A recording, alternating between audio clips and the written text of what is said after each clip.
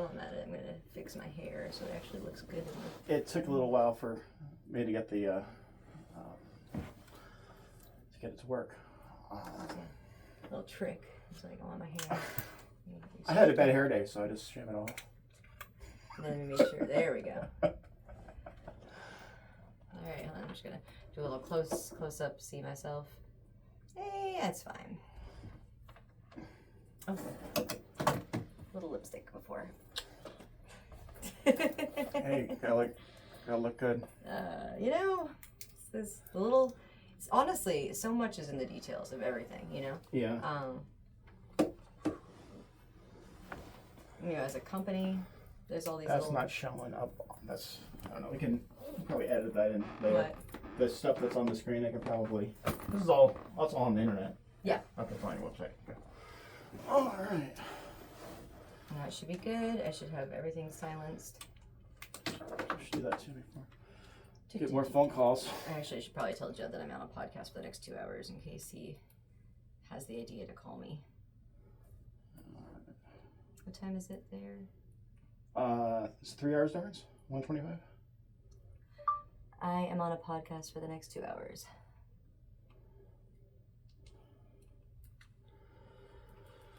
Podcast for the next 2 hours. Hi, Jed.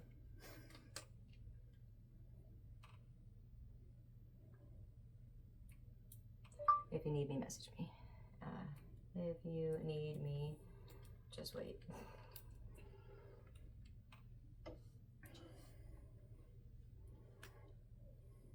Oh, fucking, what? I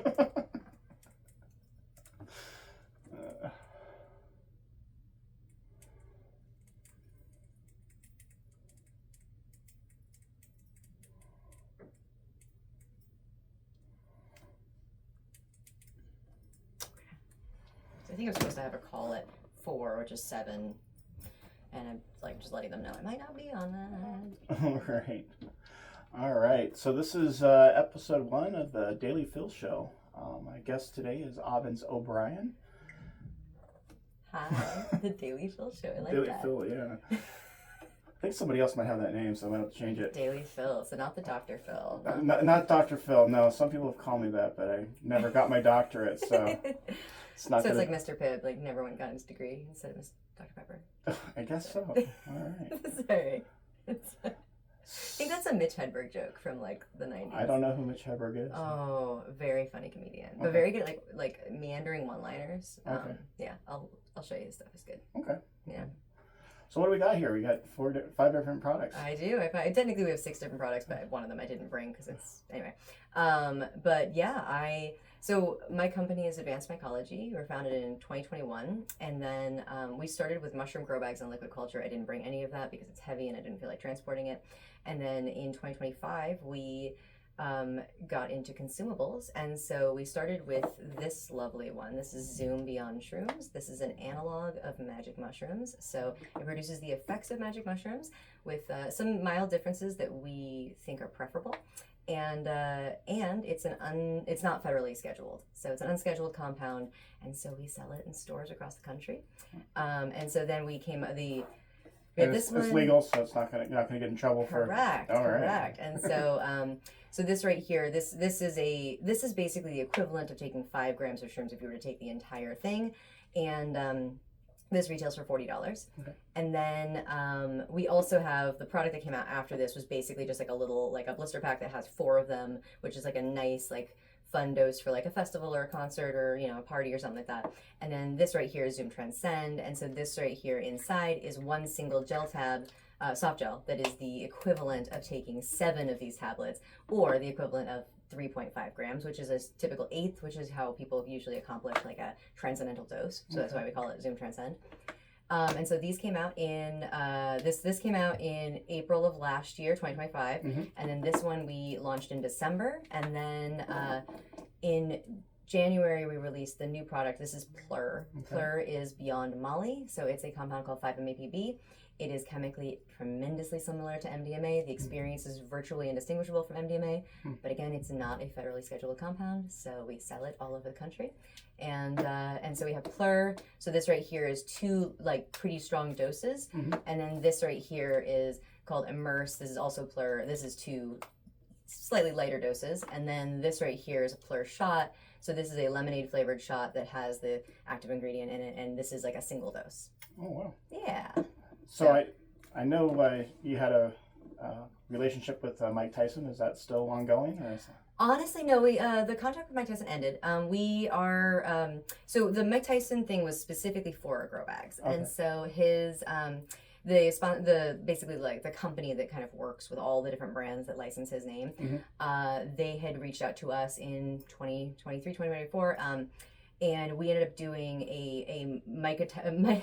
we called it Mycadelics. It was a Mike Tyson grow bag, Mike Tyson like named grow bag, and so that was just kind of it was fun because it meant there's a lot of like the kind of behind the scenes, like I taught Mike Tyson how to grow mushrooms, which is just like my like favorite thing to have in a byline.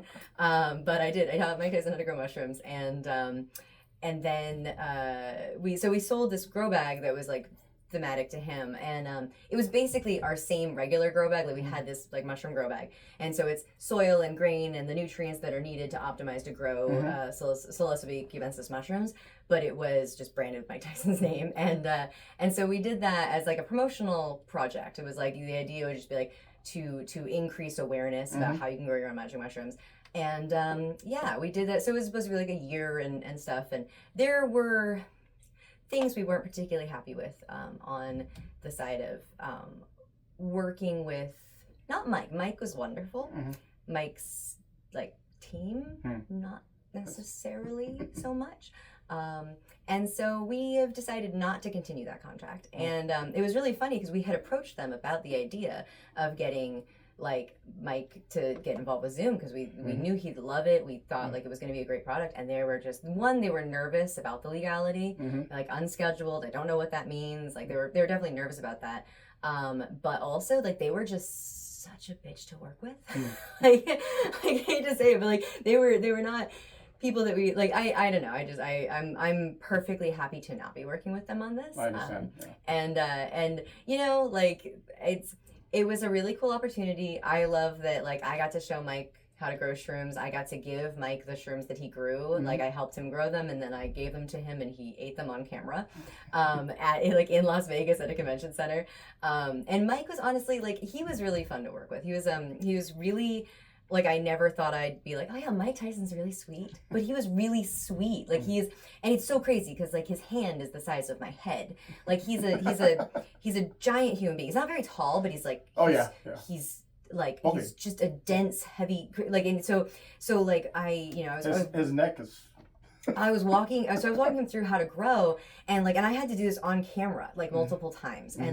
And it was nerve-wracking because there's like 200 people watching, and everyone is watching us do this, and of course things were like not going right, like during the process, just like inevitably, like, oh, here's a whole lot of pressure, like, and we have to do this in 10 minutes, and everything was going wrong, and so trying to keep my composure, keep it together, and Mike was actually just like so chill about it. Like I remember at one point I was like, I finally decided to like lean into it because I was literally nervous. I was holding liquid culture, and I had to pull off the cover for the needle, and I remember that I was doing it, and I was on camera, and I was like starting to shake because I was just so nervous because there's 300 people watching, and Mike Tyson is next to me, and I'm like, and so I leaned to it, breathed really deep.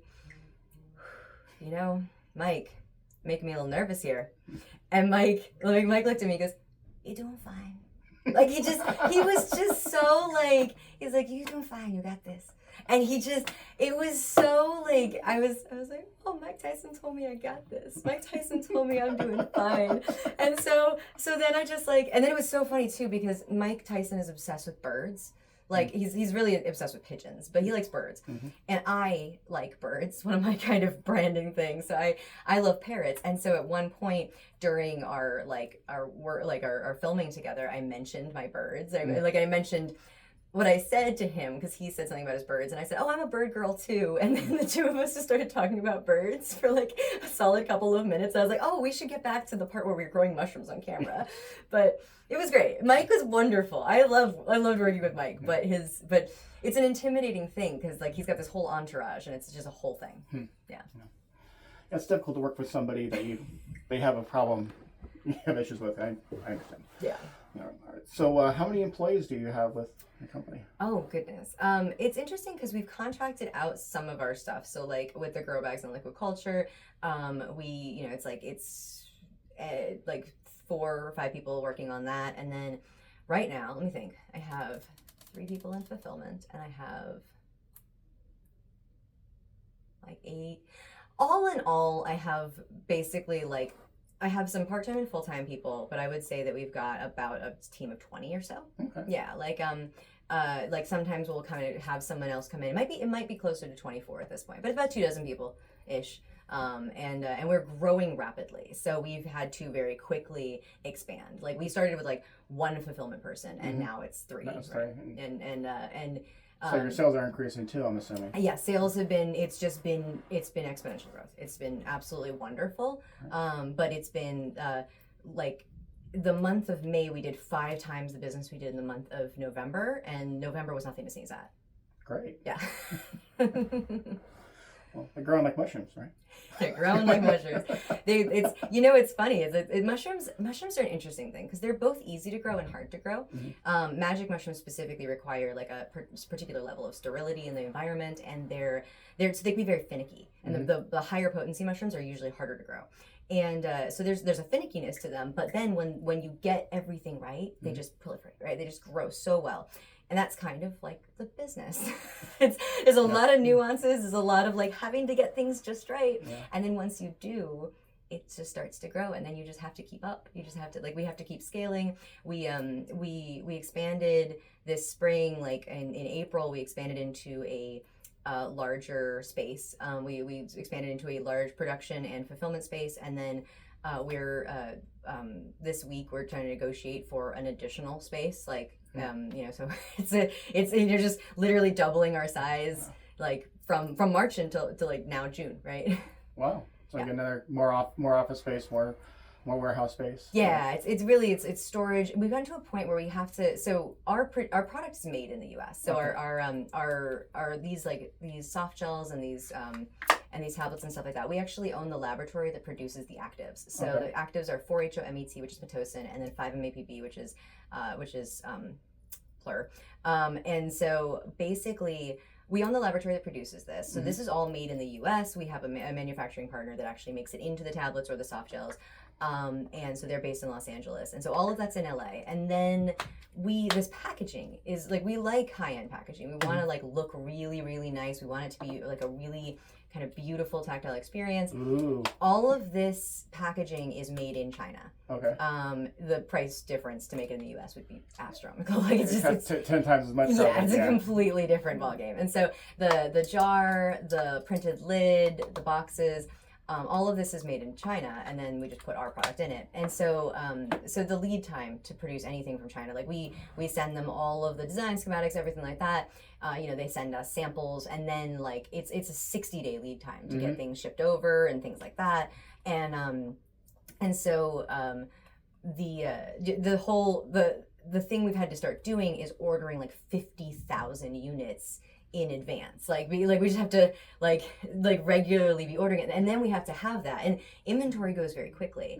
But we have to order it and then have it in storage so that we can just our team can just so that you don't have to wait 60 days to get your product. Exactly. Yeah. So this actually just happened with these. Is we had ordered I think we ordered 20 or 30,000 in the last run in like March or something, and we're out. And so we're literally have 100 left in stock, and more just showed up today. So you said 40,000, so that's how much is that? How much does this retail for? Yeah. $60. Nice. Yeah. So so this retails for $60. We sell in two avenues, right? Basically wholesale and retail. Wholesale and retail. So the wholesale price is different on this, and we sell. I would say I would say it's 30 to 40% of our business is wholesale. Okay. And then the other aspect of it is retail. So you can buy this on our website. You go to zoomtrip.com. So it's xumtrip.com. And you can buy these. And so this is 60, this is 40, this is 25, this is 50, this is 30. And so you can purchase it, and you can get a wholesale account and then purchase wholesale. And so like, it's not like every single one of these units is sold for 60. There's coupon codes. There's like a couple communities that get like there's a Reddit community that's very into our products. Mm-hmm. We gave them like a coupon code they can use, so all of them are getting 20% off any of these purchases. Okay. And then obviously when stores buy, so there's wholesale. There's also distro. So there's a number of distros around the country that buy thousands of these and then sell them out to their customers. And so at some point, like, the profit margin goes lower, but you're selling, that's how. But at least, profit's a profit. Yeah, so as long as you're not selling at a loss. Absolutely. No, like there's you know your numbers, and Jed's a smart guy too. Everything's good there. No, everything's good there. But it's funny because it's like, if you were to go, I sold 20,000 of these over the last 2 months at 60, that would be a completely different number than what the number was. Right on. So that's cool. I'm glad you're business. It's honestly it's so exciting, and our company mission is we like to say that our company mission is to make meaningful experiences more accessible, and we'll close that door. Yeah. We're gonna pause here. I don't know what happened. It just opens up. It's just open magically. Drink water too.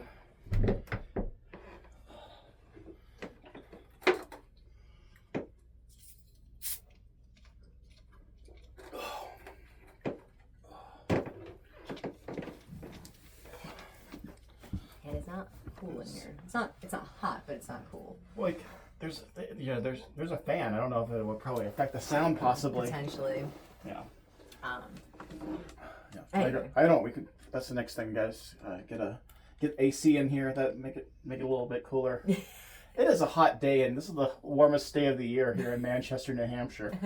So I don't know what it was like in LA when you left. So 72. Nice and dry, sunny. Was it June gloom or no? We've been getting a little bit of June gloom. We just kind of started getting out of June gloom. So, but it was a little cool for a little while. But anyway, your mission. Sorry, my mission. Yes. Your mission or your company's mission, or they're both probably aligned. Our company's mission is to make meaningful experiences more accessible. So to make meaningful experiences more accessible, and so these are the products in which we're trying to do that.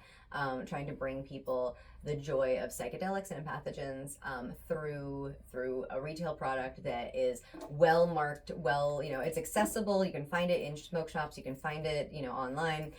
We're giving proper warnings. It's all in childproof packaging. At the moment, there's no regulation on this sort of thing, and so we really want to show that we can self-regulate as a market. Right. And so and honestly, I think it's working because we are one of the only companies that explicitly lists what our compound is. We are in childproof packaging. We are slightly more expensive than a lot of our competitors, and yet we're outselling a lot of them because people are responding to this is a responsible company. This is a company that's we are producing something that is responsible, that is it's elegant, it's something that you're not embarrassed to show your friends, right? And I think that's a huge thing that I think the market was missing, is the market is just filled with gaudy sort of psychedelic imagery, which I love. It's great, but that can only go so far in in your packaging and your customer appeal and also just your friend's going to show this off. This is popular with Beverly Hills mom groups and stuff, and stoners, and soccer mom, and it really appeals to a broad, therapists who do psychedelic medicine. They're all into this, and it's really lovely. Anyway. No, I know a lot of people, they have good experiences on mushrooms and everything. Yeah. So I personally haven't tried it. You should try. Well, and my product, to be fair, Zoom Matocin is an analog of psilocybin mushrooms. Okay. So as a result, it's a synthetic compound that is produced in a laboratory that is so chemically similar. Actually, it's funny. I have stickers normally, and I just didn't bring them with me. But So we can add that. We can add that sticker. You can send that to me. And we can add that in there. when we there'll also be a link to your site. All of this stuff, and this is all the imagery is on the website too.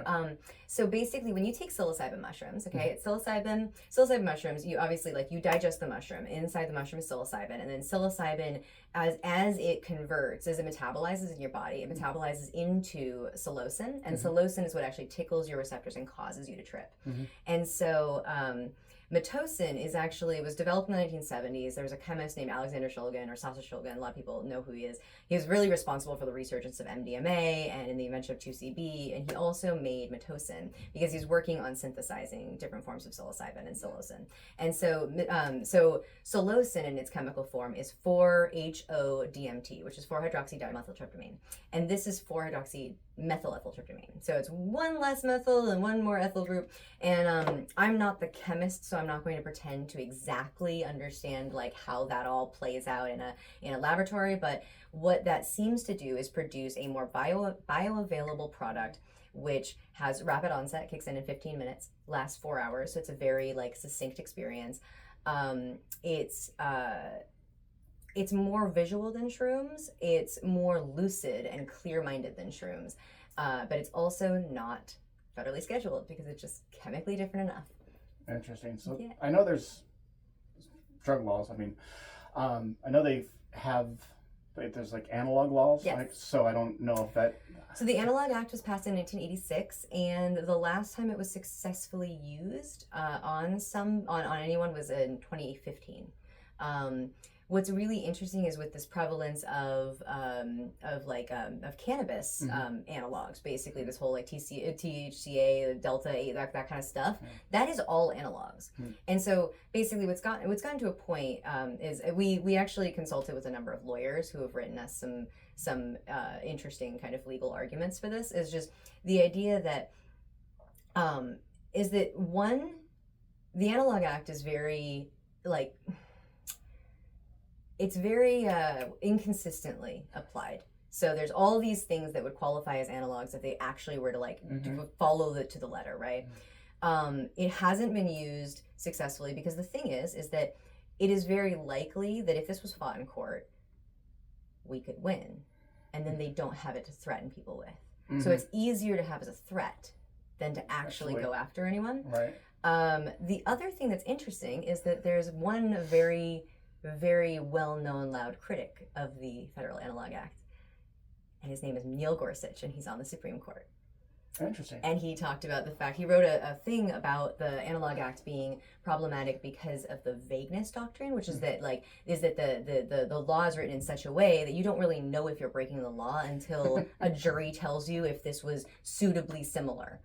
So anyway, it's a lot of different things. I'm not the lawyer. I'm not going to make the legal argument, but at the end of the day, yes, the Analog Act does exist. We've been selling this product for a year. We have other people, other brands have been selling similar products for a while.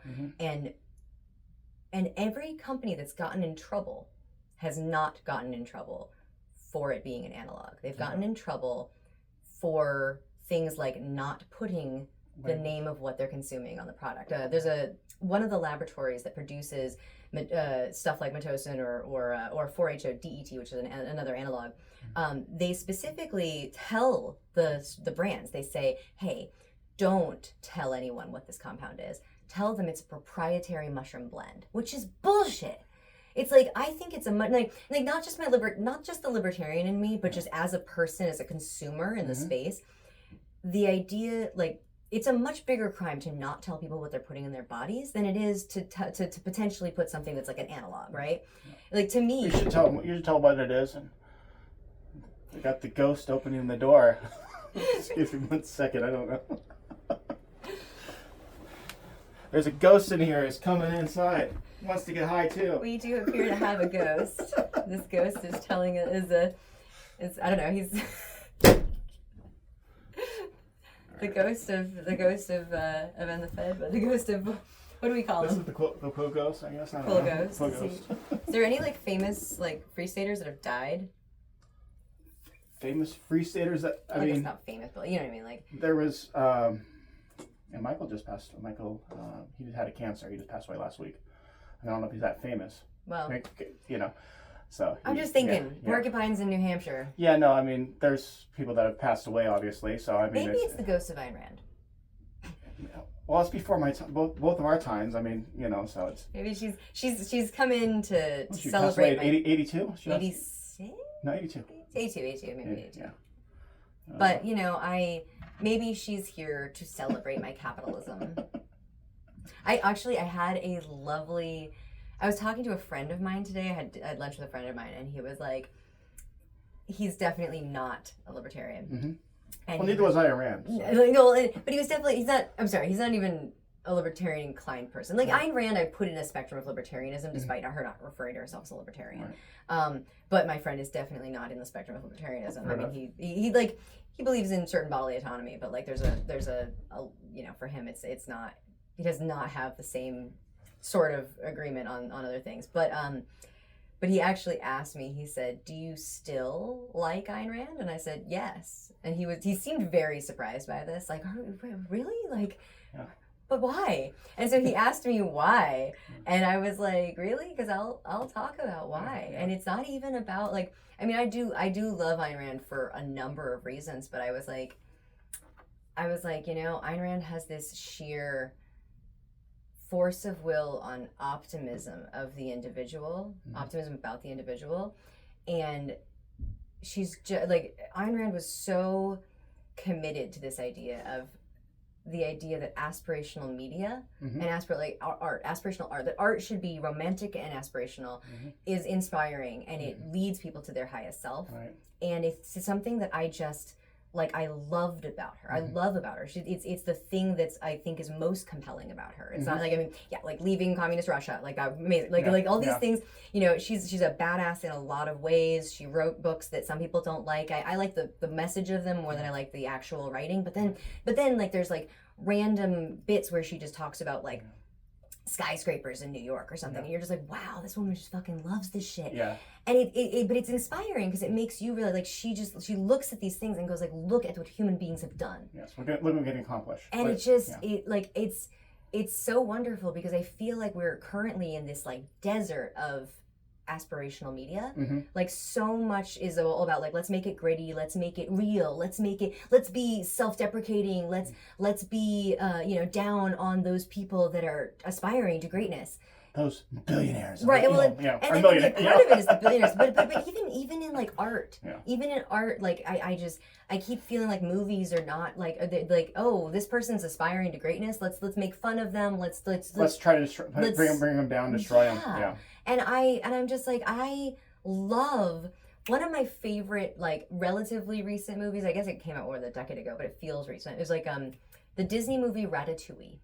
I didn't see it. It's so good. Partially, by the way, sorry. This is immediately making me think of that meme. There was an AI that was done that's Joe Rogan and Ben Shapiro, and it's an AI of them, and it's AI them as if they're on the Joe Rogan show, and Joe Rogan. There actually is an episode with Ben Shapiro and Joe Rogan. Yeah. But basically they took it, and so it's in this like thing. Are they high on shrooms? Well, what they're doing is in this fake AI version, Joe Rogan is saying, "Hey, if you ever got ratatouille'd, like, you know, what do you think you would be like?" And then Ben Shapiro's going, "That's an absolutely ridiculous premise. There's no way. What are you talking about? Like a rat? Like it is." And it's just, it's so them. It's the two of them, and they're like in their you know, podcastiness. Yeah. Anyway, the reason I'm saying this is because here I am on a podcast just like this talking about Ratatouille.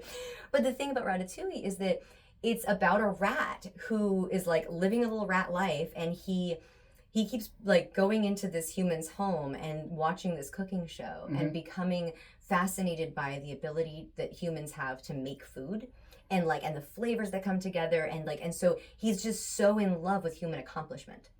And so he's talking about how, oh, these humans are so great, they're doing it, look at the taste, look, you mix this cheese with this you know, with this whatever, and he's talking with this fruit, and like he's talking about like food pairings, right? And it's a storky little whatever, but the thing is he's actually talking about human beings making beautiful things, right? And then he wants to be like them. And I feel like so much media nowadays is oriented towards here are human beings and how they suck and how they destroy the world. And how we suck, how we're destroying the world, how everything's bad because of humans, and humans are like unnatural. And I'm like, humans are fucking natural. Humans are these beautiful, incredible creatures that we do bad shit. So do fucking lions, like whatever. Like, you know, like you think the gazelles are thrilled about the lions? Like the fact is like human beings do these incredible things, and we build buildings and we change our environment, and that's actually beautiful. It's actually, you know, now I'm gonna like the Ayn Rand fucking talking about like the skyscrapers against the New York skyline. It's like you are aspiring to greatness, you are raising to great heights, and it's beautiful and stunning.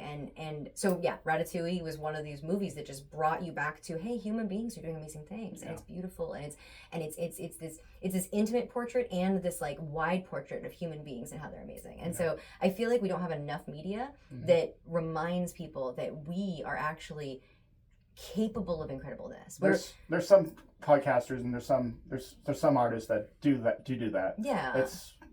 There should be. I agree. There needs to be more of that. And there's a lot of stuff that goes kind of like there's. I know you're a Disney girl. I am a Disney girl. Oh, yeah. But there's a lot of media and movies and stuff like that will go into like the beauty of a single human being and their simplicity and their smallness, which is great. That's fine. Like that's lovely. Whatever.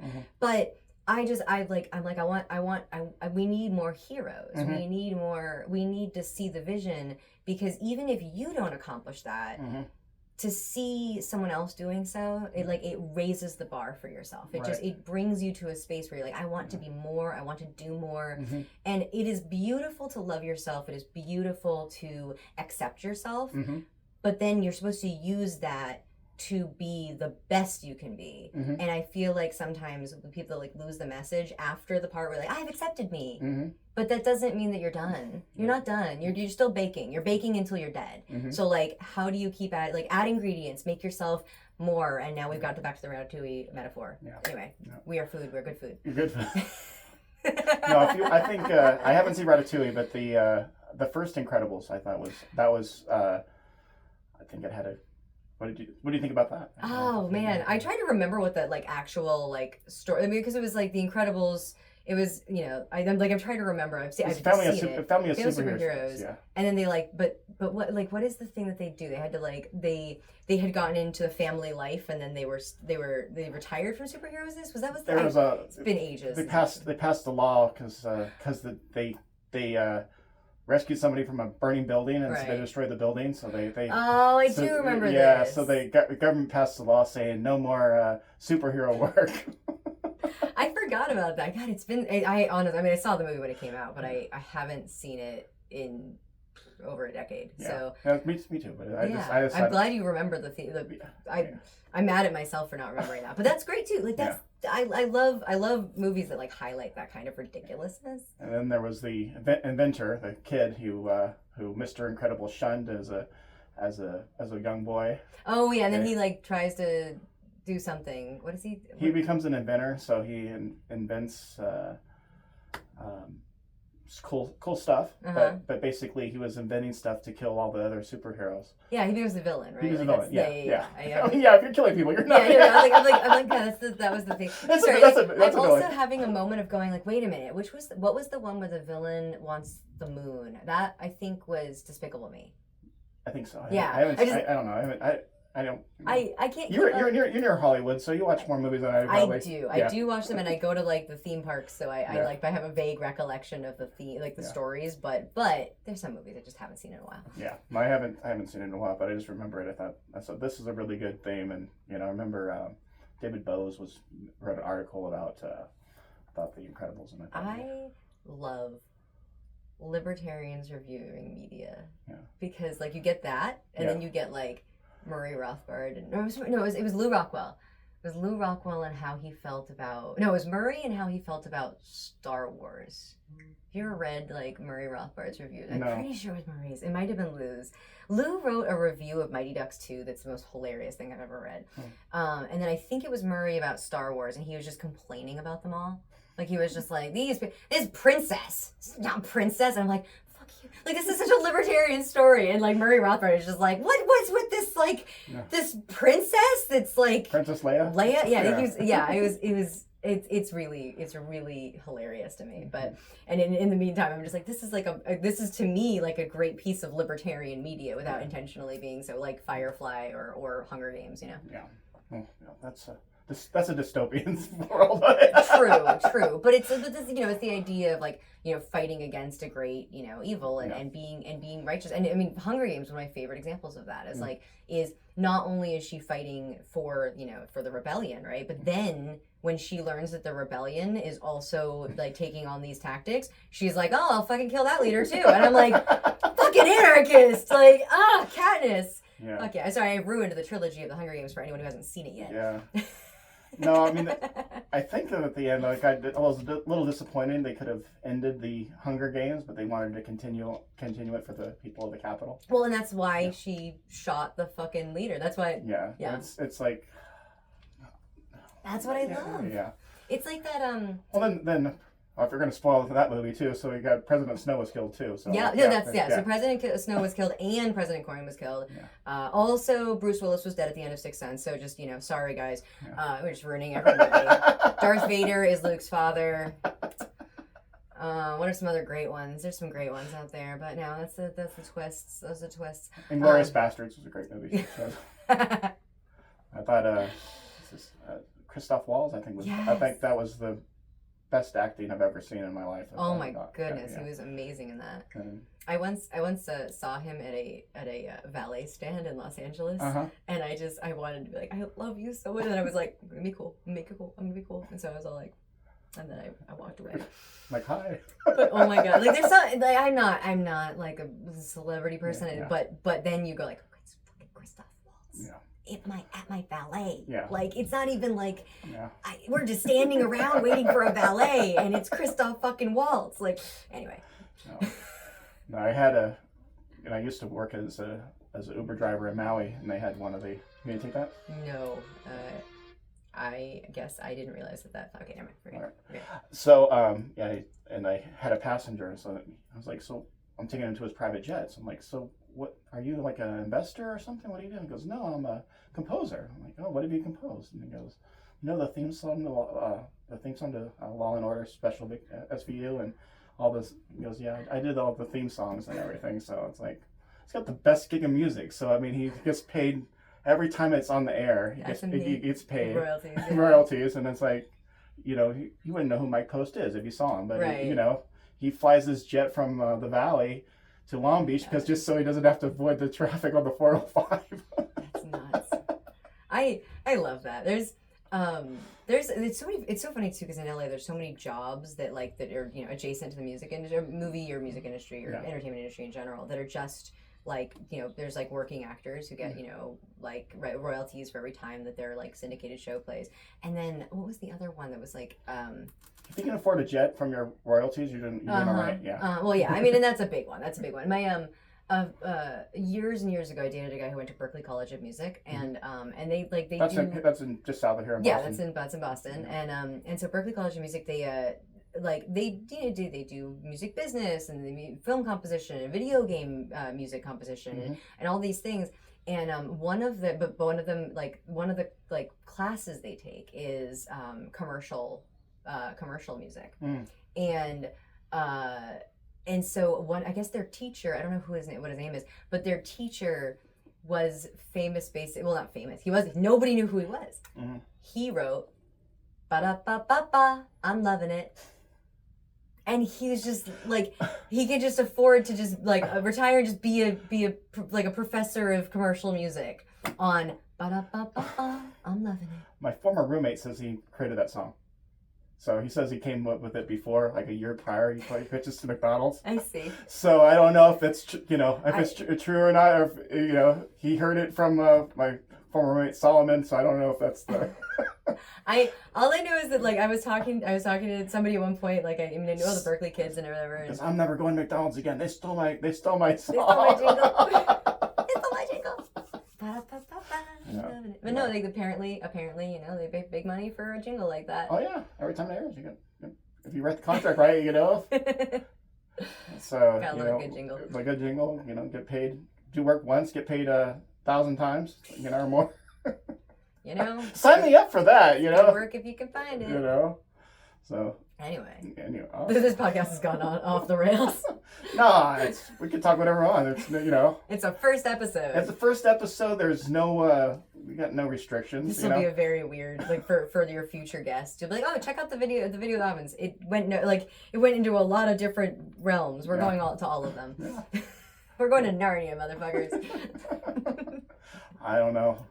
How do we get to Narnia? Where's Narnia? I don't know. I'm sure we can come up with something about the commercialization of something or other, which is great. I don't know. We just got to buy some land, create a road called Narnia, and then say we went to Narnia. There's probably some unsettled land up north. We can segue this into New Hampshire, and you can get an unsettled plot and call it Narnia. And sure, why not? You can move to the Shire.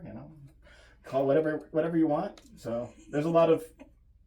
We're in the big city of Manchester, which is, probably 1/10 the size of LA. No, more than that, maybe 1/20th probably. Well, population. Manchester's 110,000 people. Yeah, LA's 10 million. Yeah. Yeah. Yeah. LA County's 10 million. Yeah. Yeah. So. I mean, and it's wild because also it's funny because Los Angeles is a giant city, not just in population, but I can drive 17 miles and still be in Los Angeles, and also it'll have taken me an hour and a half. But but it's just there's just so much LA, and it's just so many it's you got your Santa Monica, which is technically not part of Los Angeles, but but even the city of Los Angeles includes Topanga, and it includes Silver Lake, and so it's quite a distance. Includes San Pedro too, so, right? And then I'll be in I'm in Manchester, right? So I'm staying in downtown Manchester at a hotel, and earlier I went down to Bedford to do something, and just right down to Bedford, and that was that took a couple of minutes, right? And then my mother is in Hooksett, and so I keep going to see her in Hooksett, and it's an 8-minute drive, right? And then I suggested to her, hey, how about you go to Trader Joe's? And she's like, oh, it's all the way in Bedford, and I'm like, it's 20 minutes, it's so not a long way. And you're driving too, right? I'm driving, and she's like, well, it could be rush hour. I'm like, woman, do you know what LA rush hour is like? It's going to take me 26 minutes instead of 19 minutes. Okay, that's fine. No, it's to go from where you live in Bel Air to Long Beach, where my dad lives. It's gonna, if you go leave at 3:00 in the afternoon, it's gonna take 2 hours or 3 hours. It'll take 2 hours during the rush hour. It'll take. And the rush hour is 4 or 5 hours. So. Yeah, rush hour starts around 3, and it ends around 7. So yes, 4 hours. But if I go from my house to Long Beach, which is about 40 miles, maybe less. I think it's less. But it's if I go at 1 in the morning, that's 35 minutes, 40 minutes, no problem. Yeah. 1 o'clock in the morning, but must. If you don't, it's gonna. I have a friend who lives over by Glendale, which is we're over there. So when she's out of town, I feed her cat, and that's there's a lot of jokes about if someone's willing to pick you up at LAX, they love you, and when someone's willing to feed your cat across the city when you're gone, every day. You're a good friend. So what I do did she feed your birds when no, but that's because I have people locally do that. I pay one of my employees to do that so that I don't have to worry about it. But she does not have the same option as I do. So what I do though is I just go at 1 in the morning. So that cat and I just drive out and I just hang out with the cat and feed her and pet her and hang out with her and watch an episode of something at 1 in the morning. Okay. I don't know. So that's how you get around. If you want to enjoy your time in LA, do not have a job that's a 9 to 5 that you have to commute during commute hours. Oh, yeah. And just then make your schedule around avoiding rush hour, and then your happiness is complete. It's a great way to enjoy LA. And I think you like working at nights, and so you're a night owl. I am definitely a night owl. And I like working at night, and because that's the thing is I like during the day I'll do errands that I need to do during the day. At this point, the company, I have to be present during the day as well.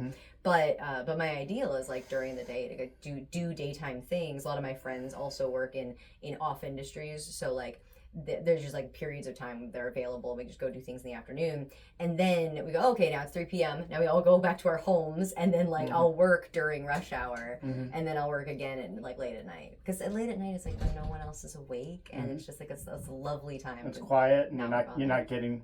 Most people aren't calling you at 3 o'clock in the morning too. So yeah. Oh, okay. Well, so you had a cannabis company before this? We did. Okay. Yeah. We started Lit Club in 2016, I believe.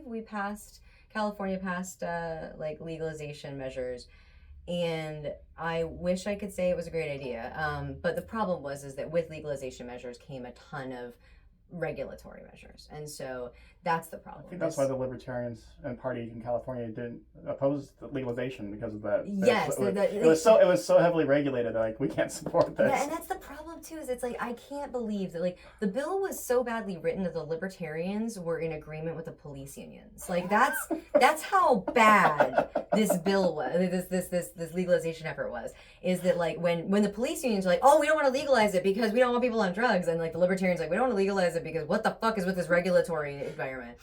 You gotta every plan had to be analyzed or something. Yeah, like that? So there was a lot, but the thing is, like, I mean, part of it was, a lot of people voted for it because like get people out of prison, right? That was a big thing, and I think that's why you supported it. Yeah, that's why I was like, it was one of those things. Like I did vote for it because I was like, I want these people out of prison. Like voting for people to be out of prison is a big deal to me. Right.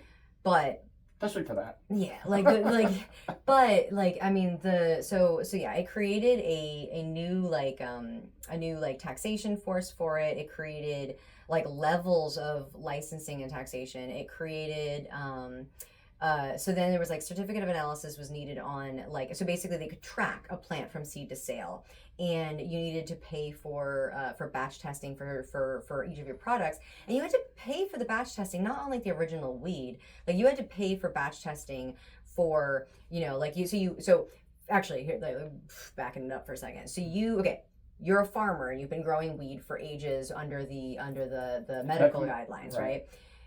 Now you need a special license, which is going to cost you roughly 6 figures for you to continue growing that weed legally. So you're going to now pay for that license, which then you have to like put that cost into over $100,000 for license. It was something like that. It might have been like I think it depended on where too, because I think different counties had different. So it was like somewhere in the realm of $75,000 to $100,000. And so then, like, you're gonna have to bake that cost into the price of the pounds that you sell, right? Of course, you're gonna have to, So you're a weed farmer, and now your costs have gone up.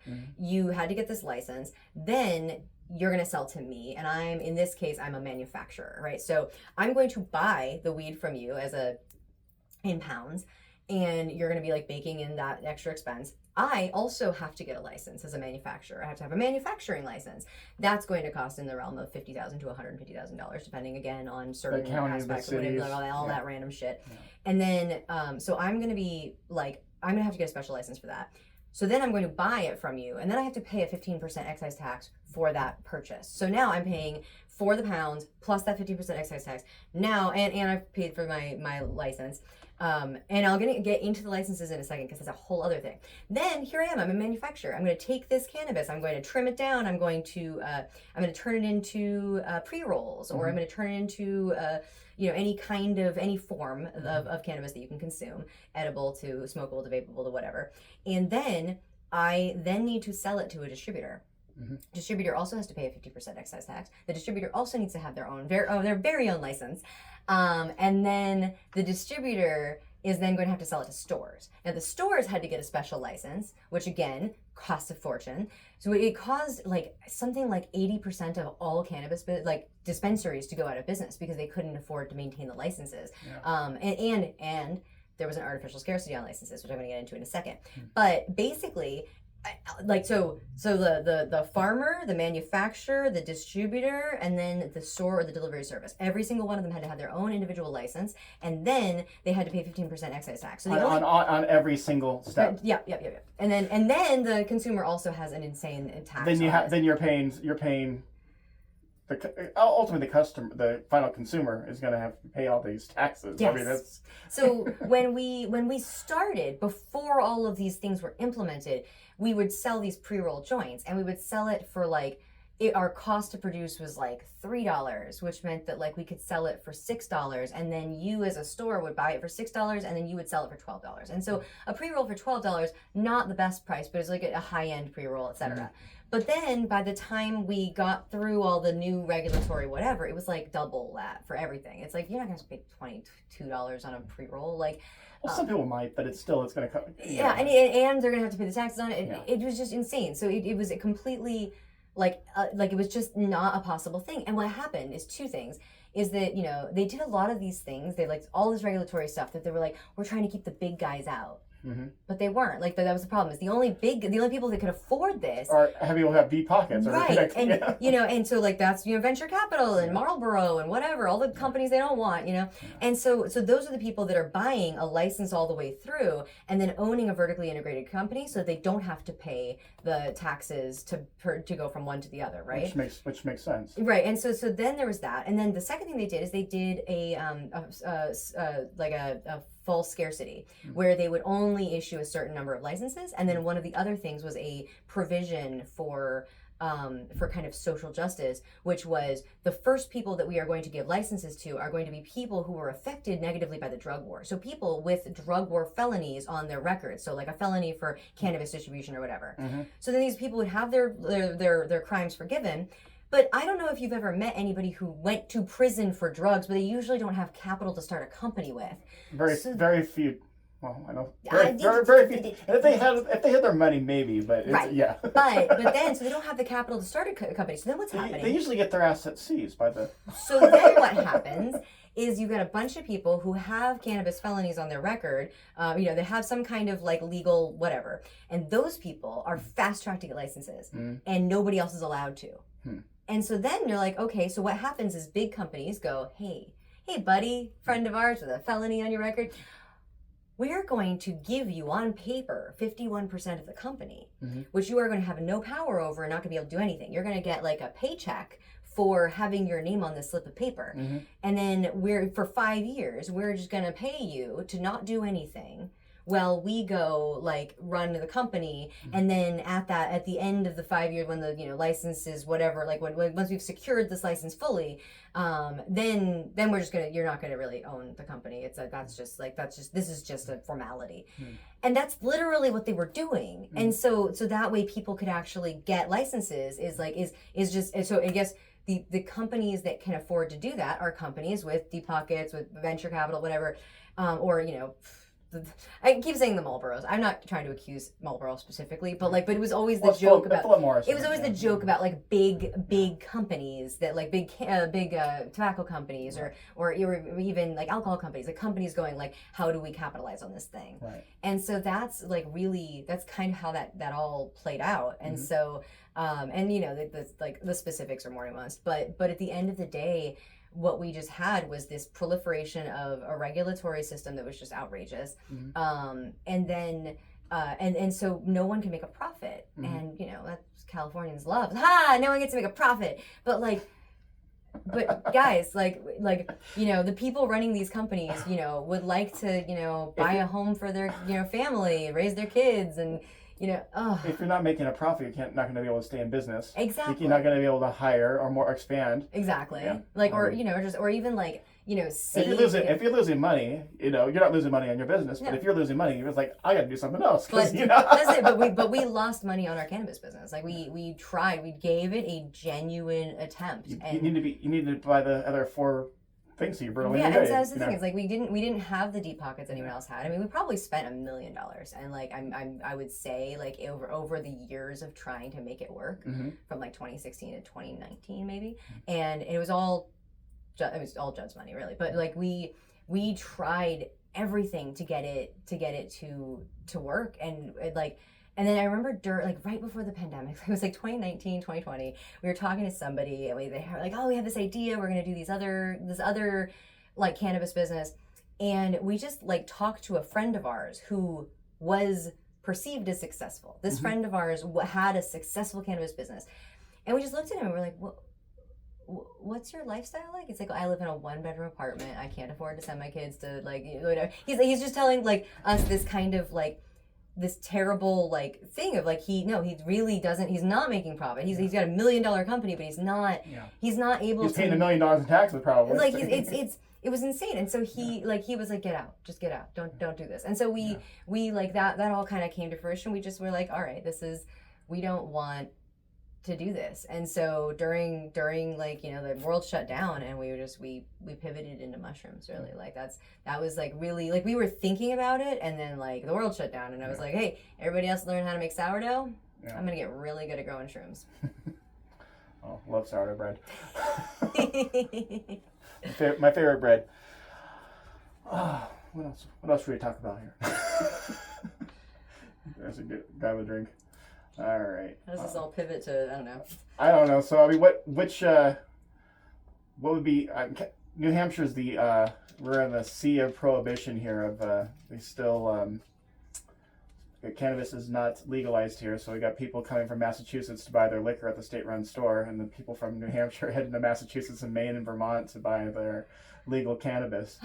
So I correct me if I'm wrong. I think Oregon they have a license there, but you have to pay a $50 licensing fee to be in the cannabis business. I think that's it, and I think and there's no cap. So pretty much anybody who wants to do it, if they have $50. That's Oklahoma. Oklahoma? Oklahoma is shockingly is that's the one, because a bunch of people in the cannabis industry moved to Oklahoma, like in LA. Like, so Californian cannabis people moved to Oklahoma because Oklahoma had, it's like a $50 or $100. It was like, it was something really inexpensive. Just come here, no caps, no whatever, just run your business. And and so a bunch of fucking companies went over there.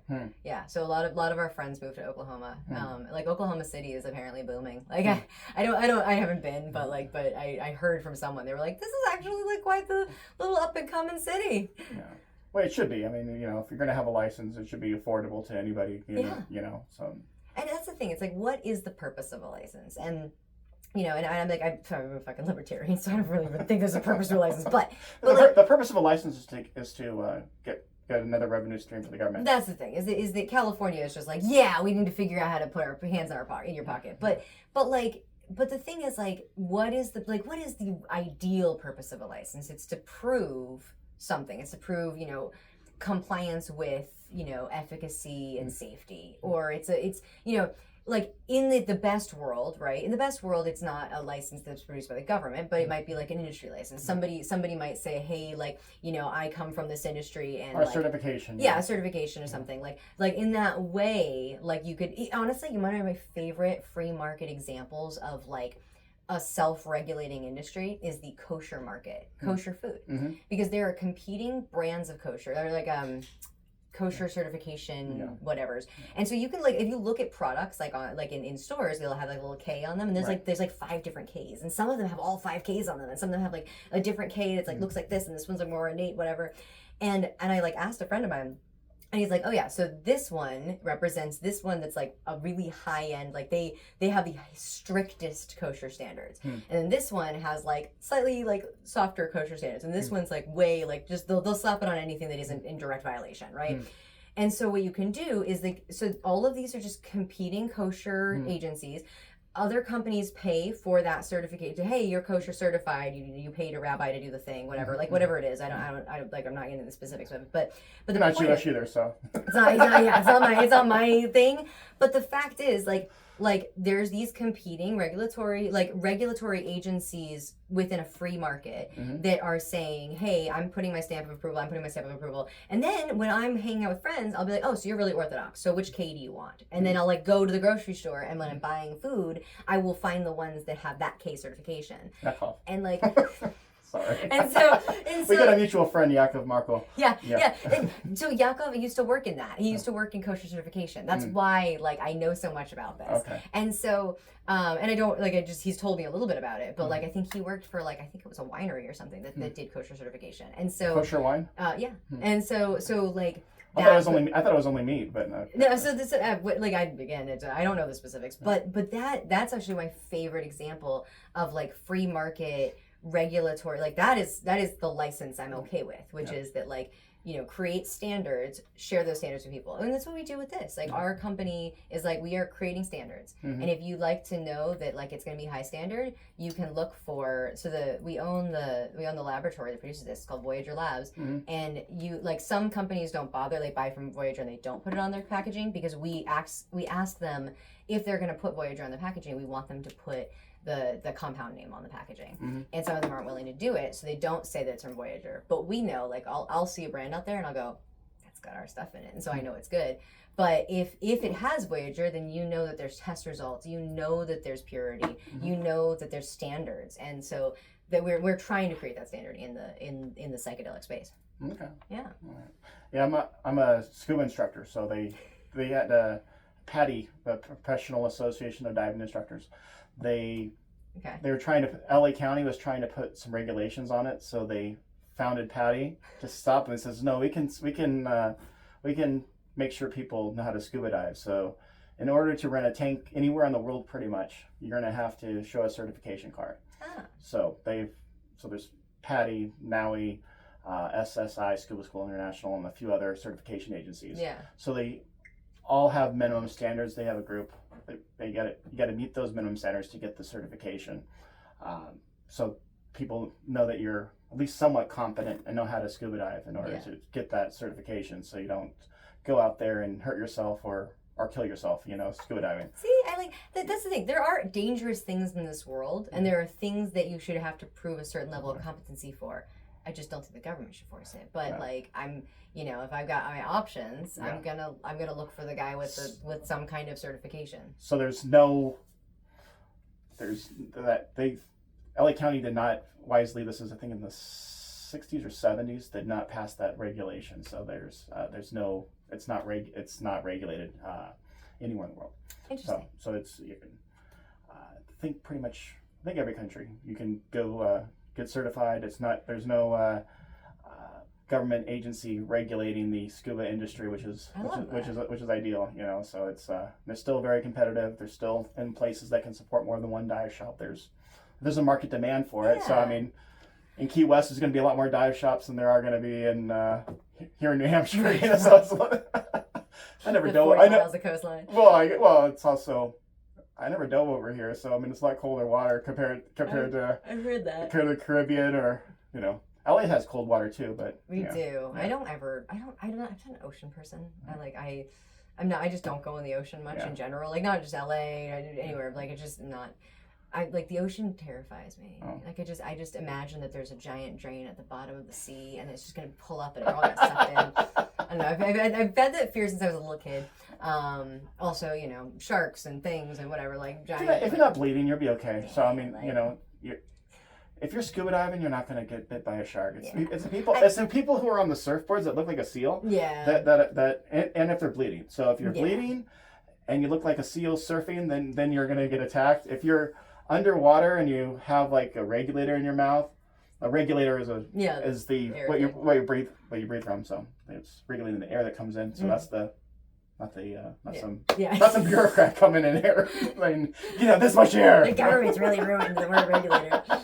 Oh man, see, this is the thing though. Is I really wish that in libertarian spaces, like a lot of us have these stories of like scuba diving, that or the kosher story, and like there's so many industries where you can actually show free market regulation and or free market self-regulation, and I wish that we did a better job of educating other people about that.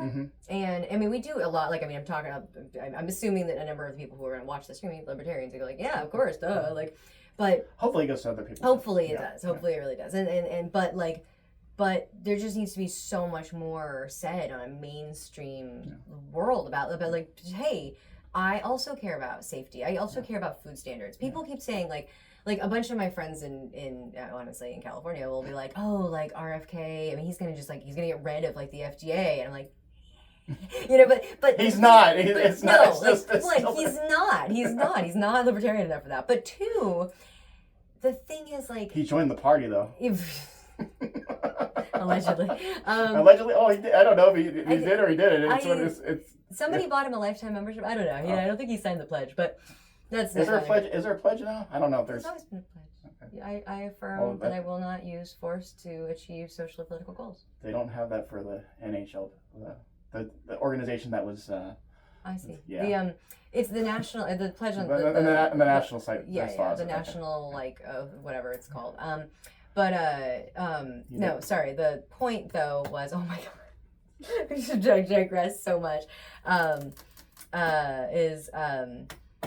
Oh my god, seriously, I totally lost the plot because I just started thinking of that pledge in relation to, but no. So whether or not RFK is a libertarian, not the point. The point was that friends of mine are going, oh my god, he's gonna he's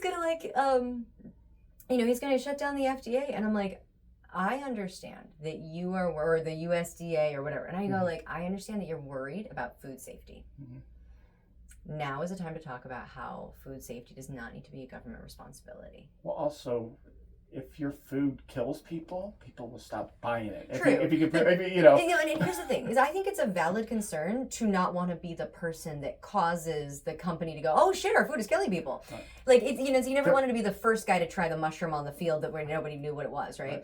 Nobody wants to be that person that causes people to go, oh, that's bad food. But it means like, but there are standards. There are ways to be able to prove that things are good, and we need to show people like that those things exist independently of government. There was the peanut industry is regulated. So there was a peanut wholesaler in Georgia.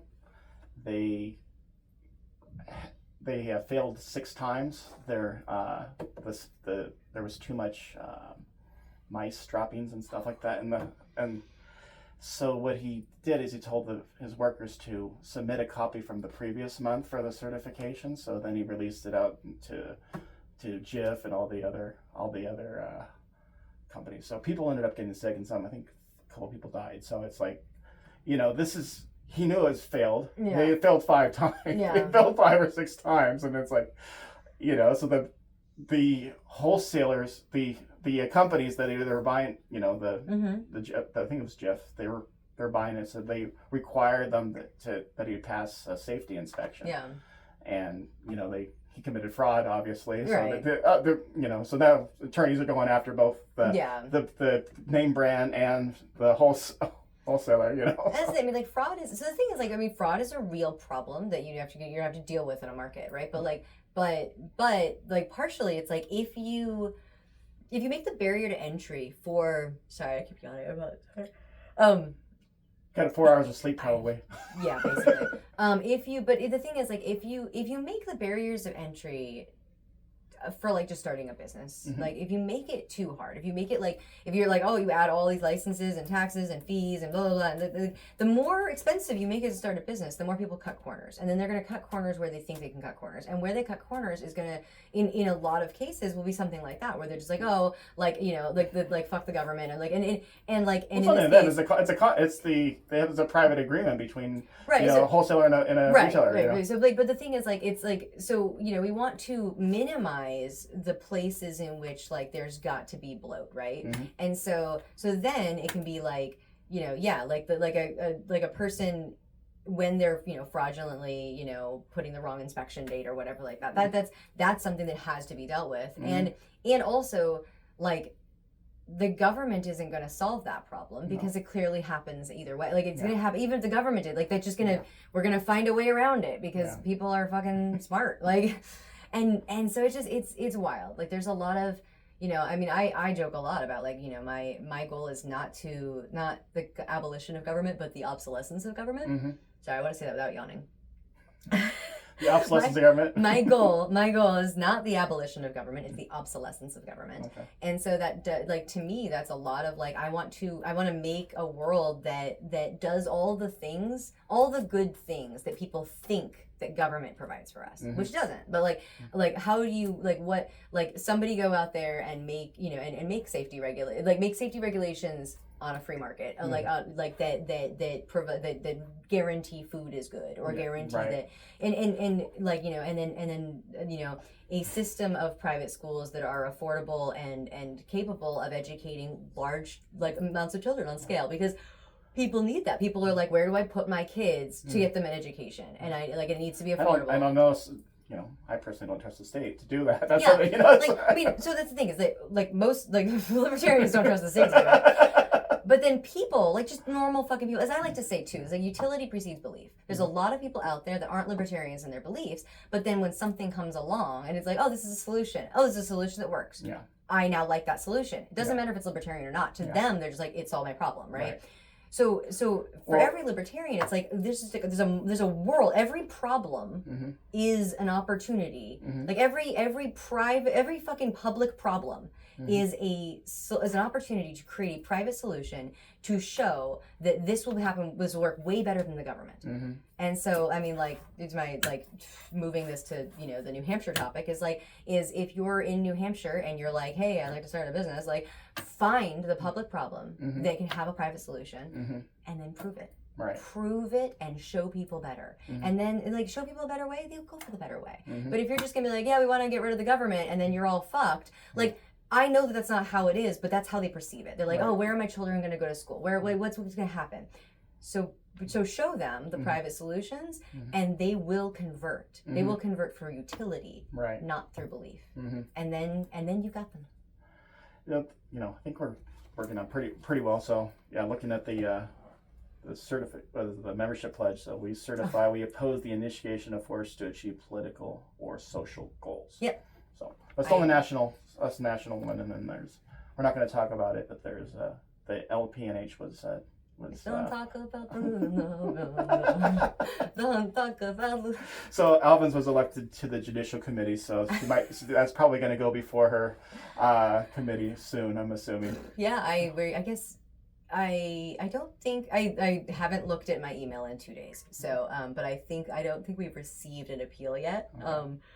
But basically, after the National Convention, the National Committee, the newly elected National Committee, LNC, they did pass a resolution to disaffiliate New Hampshire, the Libertarian Party of New Hampshire. And they cited bylaws violations. They cited things that were less bylaws violations and more kind of cultural violations, so to speak. They endorsed Donald Trump. They endorsed Donald Trump. That was an actual bylaws violation. But anyway, so he's a real libertarian. The Libertarian Party is he spoke at the convention. Yeah, those are libertarian bombs being fucking dropped on Iran, right? Those are libertarian bombs. It's like the meme of they say it's like a picture of a little Arab family in the Middle East, and they're looking at a pile of rubble, and they're like, a woman dropped that bomb, and it was Hillary for president, or something like that. That's oh wow, those libertarian bombs being dropped in the Middle East right now. I'm sorry, it's anyway. The point is that Trump's not a libertarian, unfortunately. So I mean, or if he is, he's given it a really bad name. But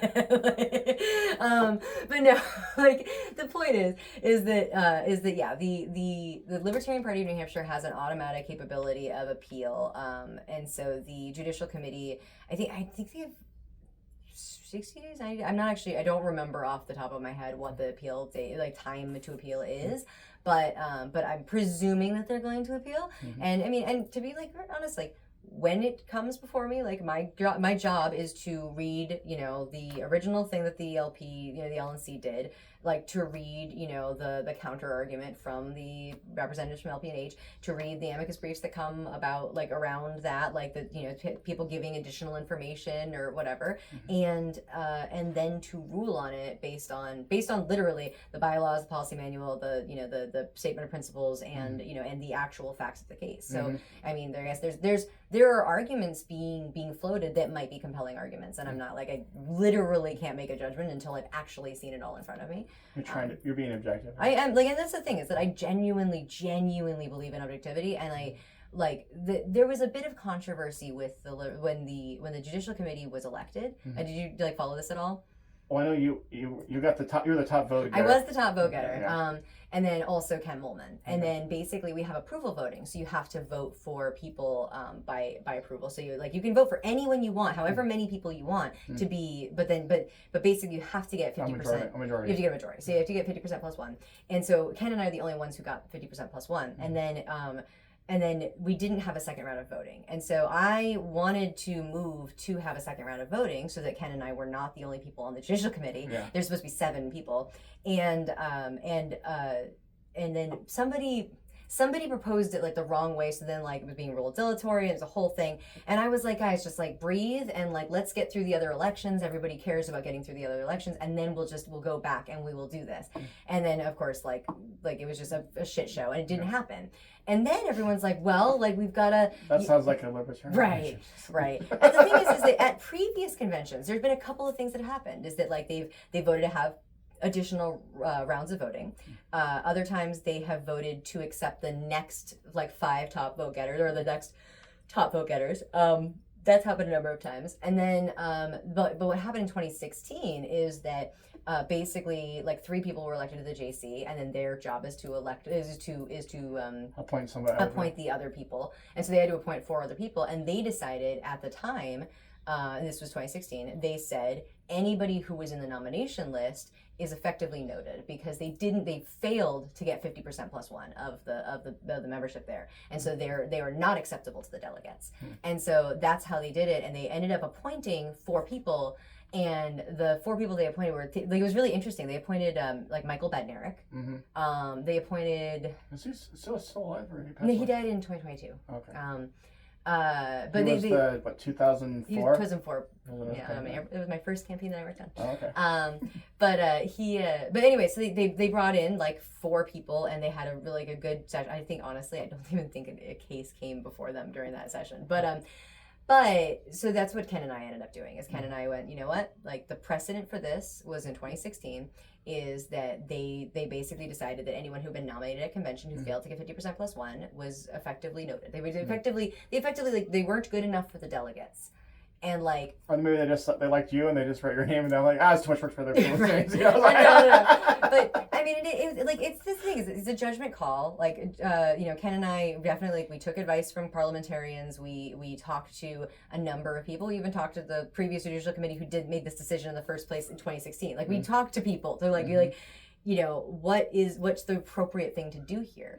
And people are like, oh, we'll do the right thing. I'm like, there's not a defined right thing to do here. Like, is it like how do we make our choice? Do we choose the next 5 people, even though more than half the delegates didn't want them? Like, that's, to me, that's a thing. So what we ended up doing is making our criteria that they couldn't have been like actually nominated at convention. They couldn't have run at the convention, and that they had to have at any time in the past have received 50% plus one in any election in front of a national delegation. Okay. So that opened up like a field, right? Like, right. It was really, by the way, like one of the people that would absolutely qualify and that we were absolutely not going to put on the Judicial Committee was Nick Sarwark. Nick Sarwark won his elections with lots of votes, like, and he's polarizing figure. Like, he's a very polarizing figure. But it was really funny because we were like looking at their list, and like what we did is instead of like saying who do we want, we were like no, like let's make our criteria and then see who qualifies. And like, but the first person in that list that does qualify is Nick fucking Sarwark, and I was like. Hey, he's an attorney, yeah. He is. Yeah. He's profoundly qualified for the Judicial Committee, but I don't know. I love Nick in lots of ways, and I struggle with Nick in other ways, and that's, I feel like I wish that more of us in the party could really embrace that idea that like I can like someone in this way and dislike them in this way, and we can try to work together, and we're gonna struggle, and we're gonna be on opposite sides of some things, but we're gonna do our best to try to like do what's best for the party. And some of us are gonna win some of those fights, some of us are gonna lose those fights, but like we're trying to improve liberty. And it really hurts when like when people are just like so fucking like just nails in, just like so aggressive towards each other. And I mean, and sometimes you have to be if somebody's being like actively detrimental, but you have to have like very, very careful standards for what that means, right? And so anyway, so Ken and I ended up going through our list and choosing, two former chairs. Jeff Neal, yeah. Jeff Neal and Mary Jingle. Okay. Mary Jingle was chair of the party like 1992. No, I need to. Yeah. Before my time. What I like about Before Mary, your time too, what I probably. like, technically, but no, I mean my parents were involved. Okay. What I like about Mary, honestly, is Mary's. I mean, she's great. She's a really I love her mind. I love that she's been very not involved. Like she's a party member. She shows up at every convention, all the state conventions. She's a California person. She's been very active in the party. But the last 10 years or so, she's been she hasn't been engaged in the drama. She has not been following the stuff with the Mises caucus. She doesn't know about any of it. She has a vague knowledge of it, but not in a way that that means that she's not invested. So it's wonderful because she just looks at it all with fresh eyes, and she's like, well, what's going on here? And so then we're there's a couple of us we've been watching this whole thing. We're yeah, well, this kind of happens. And she's like, no, let's look at this with fresh eyes. And I'm I love this. I love that she's bringing fresh eyes to this perspective, even though they're old eyes. They're they've been around for a long time. So she understands the party, but she's I don't care about this drama. What's right and what's wrong, and then and so I like everybody we chose, but Mary Jingle especially. I love the way she's thinking about things. And then we were debating. We have to have rules of appellate rules and things like that, and we were having conversations with each other about what we thought was good. And I loved the critiques she gave, and I was this is gonna be great. I'm gonna love working with this person. And each person had really thoughtful things to say. And Pat Dixon's great. They all have really thoughtful, interesting contributions. Texas. Yes, Pat Dixon from Texas.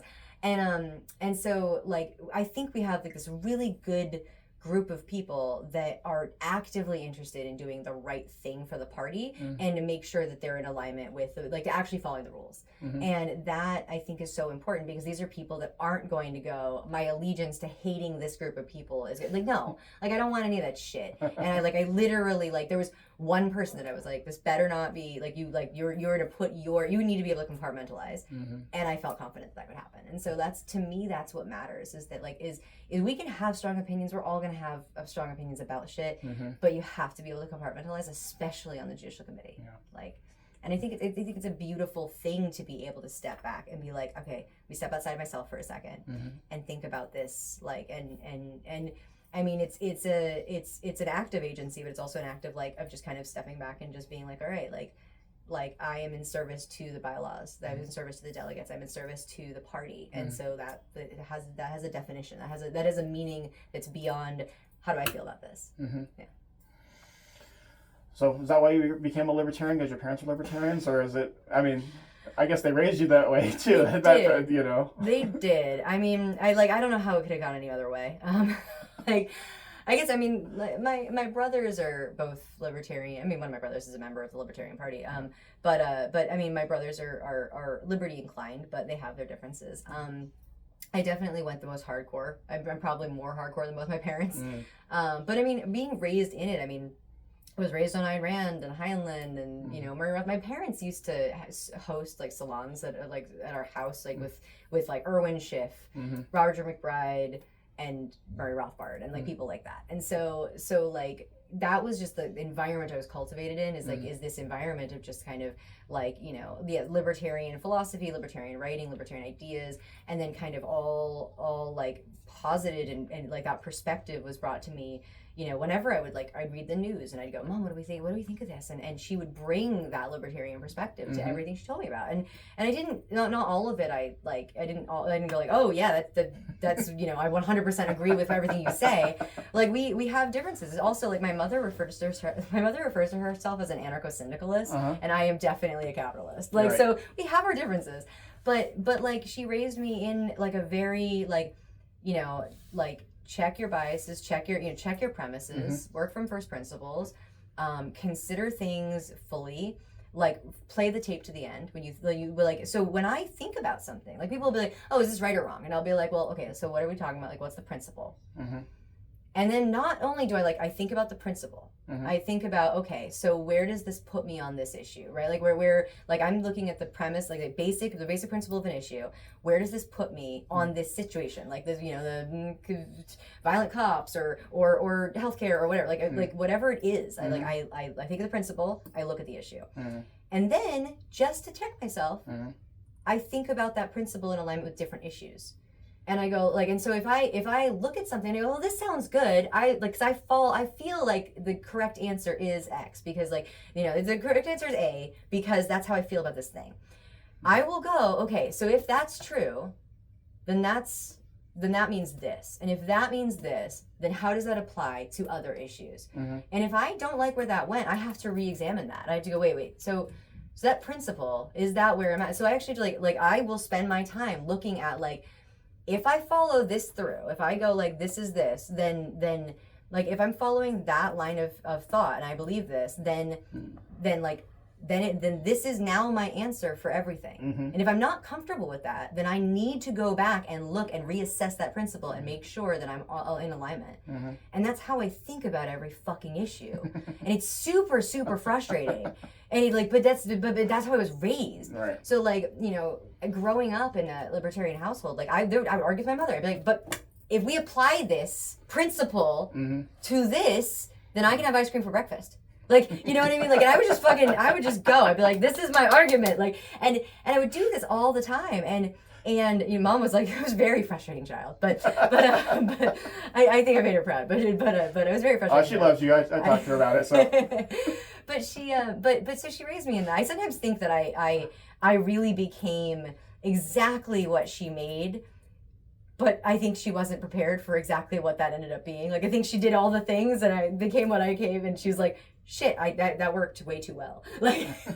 And so but in that, I just I feel like my interest in the party, I remember in 1996, there was the Clinton Dole election, and I remember seeing the signs on the road. I was 9, and I was my friends were going my family's voting for Mr. Clinton, my family's voting for Mr. All that, whatever. And I remember being yeah, well, I don't know who we're voting for. And I went home and I was like, Mom, who are we voting for? Are we voting for Mr. Clinton or Mr. Dole?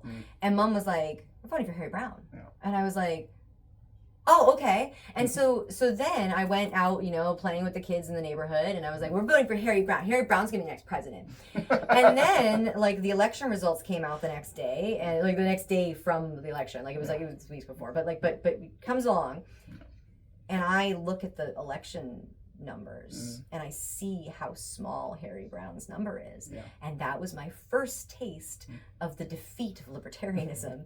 And I was like, oh, what we believe is not popular. And then I was wondered why. And I did explored this intellectually, just what's wrong with not hurting other people and not taking their stuff? Why isn't people not liking that? And I explored what's the propaganda, okay, people think that you need government to keep you safer, and people think you need government to help people, and so I explored that, and I was like, okay, this makes sense from a human perspective, why people feel like this is needed, and so the solution is to provide that without force, right? And so there's that, and then I think really the act of okay, now I Harry Brown tried to do that. Yeah, right. Yeah. Right. And but I think my act of libertarianism was really I remember 9/11. I remember watching those fucking planes hit the fucking tower, and I just remember watching this on the television and being this is not good.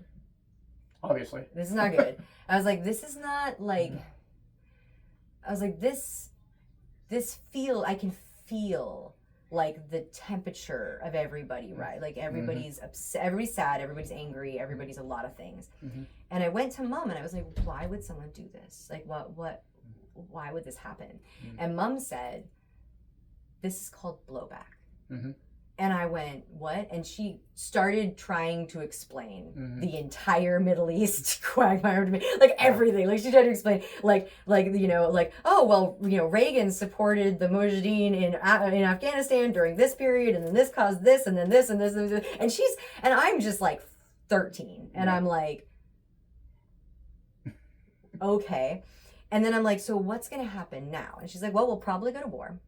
Probably go to war with Osama bin Laden's from Saudi. We're not going to go to war with the Saudis. We like the military industrial complex like values them too much. She's like really fucking. She's just like, I'm sitting here just going like, what happens now? And she goes, we're probably going to go to war. Probably going to be Afghanistan. Probably going to be like, so, you know, this and that. And you know, it's Bush, so his father's probably going to, you know, chime in. And there's going to be Iraq involved in that somehow. Like I remember her just saying this to me in like September 12th, and just being like, this is so complex. And then I was like, what's going to happen to us?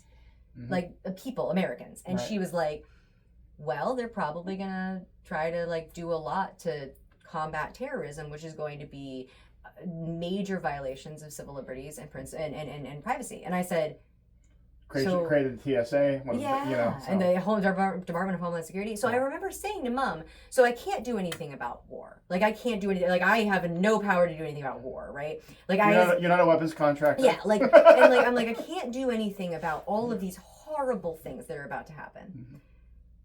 But I am an American. I do live in this country. I can protest and fight for privacy, for civil rights, for people in this country to not be taken advantage of by the government that's about to use them for their own means. And so that's like, I was like, all right, what's this political party you're like super into? And Mom was just like, I was like, let's tell me about libertarianism now. Like, I mean, you've told me, but now tell me. Right. And she sat me down and she talked about it. She gave me Healing Our World in an Age of Aggression by Mary Ruwart. Love her. I read that book. I loved it. And I was like, I want to be a libertarian. So I was 14 years old. At the time we had like family memberships for the libertarian, like New Hampshire Libertarian Party had that. So we, so Mom like renewed our family membership, and then and then I remember I dragged her to like the 2002 convention, and Mary Ruwart was speaking, and I was like, can you sign my book? And I think that was in Indianapolis, I think, yeah. The 2002 New Hampshire convention. Oh, okay. Mary came to speak, and I was like, so anyway, like, but that started me. That was just like, it was, you know, it was like these little tiny vignettes of childhood of like of getting these seeds planted of libertarianism, and then after 9/11, I was just like, something's gonna happen, and I need to fight it, and I can't I can't do anything about war. I can't do anything about this thing that's so big. I can protest. Unfortunately, your mom was right. So yeah, absolutely. She's fucking like, you know. I was like, it's probably fun to be wrong, but yeah, no, like she was very, very, very right, and I. And I just, I mean, but I was, I was out there, I was doing anti-war protesting. I was doing, like all the stuff about like wiretapping, everything that I mean, the war was a huge thing, and I was out there protesting it, but I was like, what do? We have to fight this, like the war on terror is bullshit. And like, and I had my angry libertarian phase where I was like, I remember in 2004, we re-elected Bush, and I was like, "Are you serious?" Like, well, not we. We. Yeah, not me. Me or you didn't do that. Yeah. Like I couldn't vote, and they're like, but I just remember like I remember being so disappointed. Well, not just. I mean, obviously, I like it was 2004. I really wanted Bednarik. Like that. He's bad. Like that wasn't gonna happen. Yeah. I didn't have any faith in Kerry, but I was like, if the people of America choose Kerry over Bush, then at least they are sending a message that they disagree with the policies of the Bush administration. And I feel like that's probably good on the international footprint for informing the people of these countries that we are currently bombing as a country that like we're sorry, like we didn't. That's not what we're endorsing. And so when Bush was reelected, I remember I went on fucking LiveJournal. It's like one of the things I'm just most embarrassed about. Like but like this is like about political evolution, is I remember that I posted on LiveJournal, and I was like, if we get hit with another terrorist attack, we deserve it at this point. Like we just our country just saw what happened, and we just did it again. Like what? Like why we endorsed this? And I was so angry. I was so sad. I was so I was so mad at myself. And then a friend of mine was like, that's a terrible thing to say. And I was like, that's a really terrible thing to say. And I thought I stewed on it, and then I was like, I'm really embarrassed about saying that. And so I rethought it. Oh, you just said it again. Yeah, and that's the thing is but that's the thing is but I feel like, there are moments in which we feel so justified to be angry and to be sad and to just be hopeless and to just say something like that. To say we deserve what happens to us if that's gonna be what happens. it is a feeling. It's just like, it feels good to just like say it and like, and then it's out there, but it's like, but I don't believe that. I don't believe that like the innocent people do deserve that. They'd like, I mean, maybe fucking Ashcroft deserves it, but like, you know, maybe Bush deserves it, but like he's dead. But So, no, but like yeah. maybe this group of people actually actively deserve it. But then it made me think about the way that like when I was thinking about us versus them, I was thinking about libertarians versus, you know, Republicans versus Democrats versus all these people versus, you know, like government versus everybody. I was like, I'm thinking about this as a collectivist in this moment. I'm thinking about like our collective punishment for collectively endorsing this man. Yeah. And even though I had nothing to do with it, and I was like, wait, like, so I don't deserve it, and you don't deserve it, and all these people that didn't vote for this don't deserve that. Even if you voted for Bush in the second, Yeah, they like, didn't deserve it either. No, you know, but like, but it made me realize like, and the thing is like, I had already been anti-war. I had already been anti all of this shit, right? But that actually, like, after 2004, after my friend was like, that's a really shitty thing to say, I really thought about it, and I was like,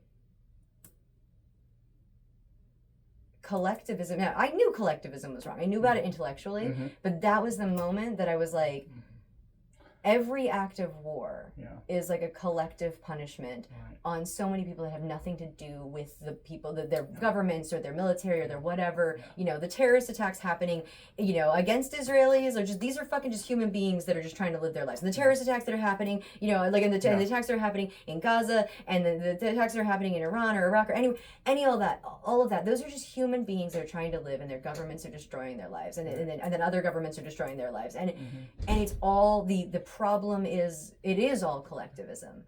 And so it just kind of... And Iran didn't have any nuclear weapons either. So right. Like, you know, did you hear the story what happened in Obama's administration? No. The Israelis and the Israelis in the U.S., they developed a malware that would, if they were able to get it installed by somebody who works there into the nuclear program, so it would mess with it, so they couldn't enrich uranium. So they didn't have the ability to enrich uranium. The Israelis developed this tool without having to fight a war, so they didn't have the ability to do this. So apparently, if they're rich, so since the Obama administration, they don't have the ability to enrich uranium enough to develop a nuclear weapon. The only way they can get it is if they were to buy it from North Korea or Russia or China or somebody that else has it. Interesting. So.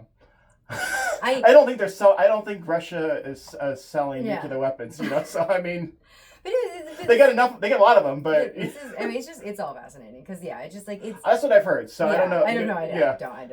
But I can see Israel developing something like that, developing some malware to do something like that. So I could totally see that. Yeah.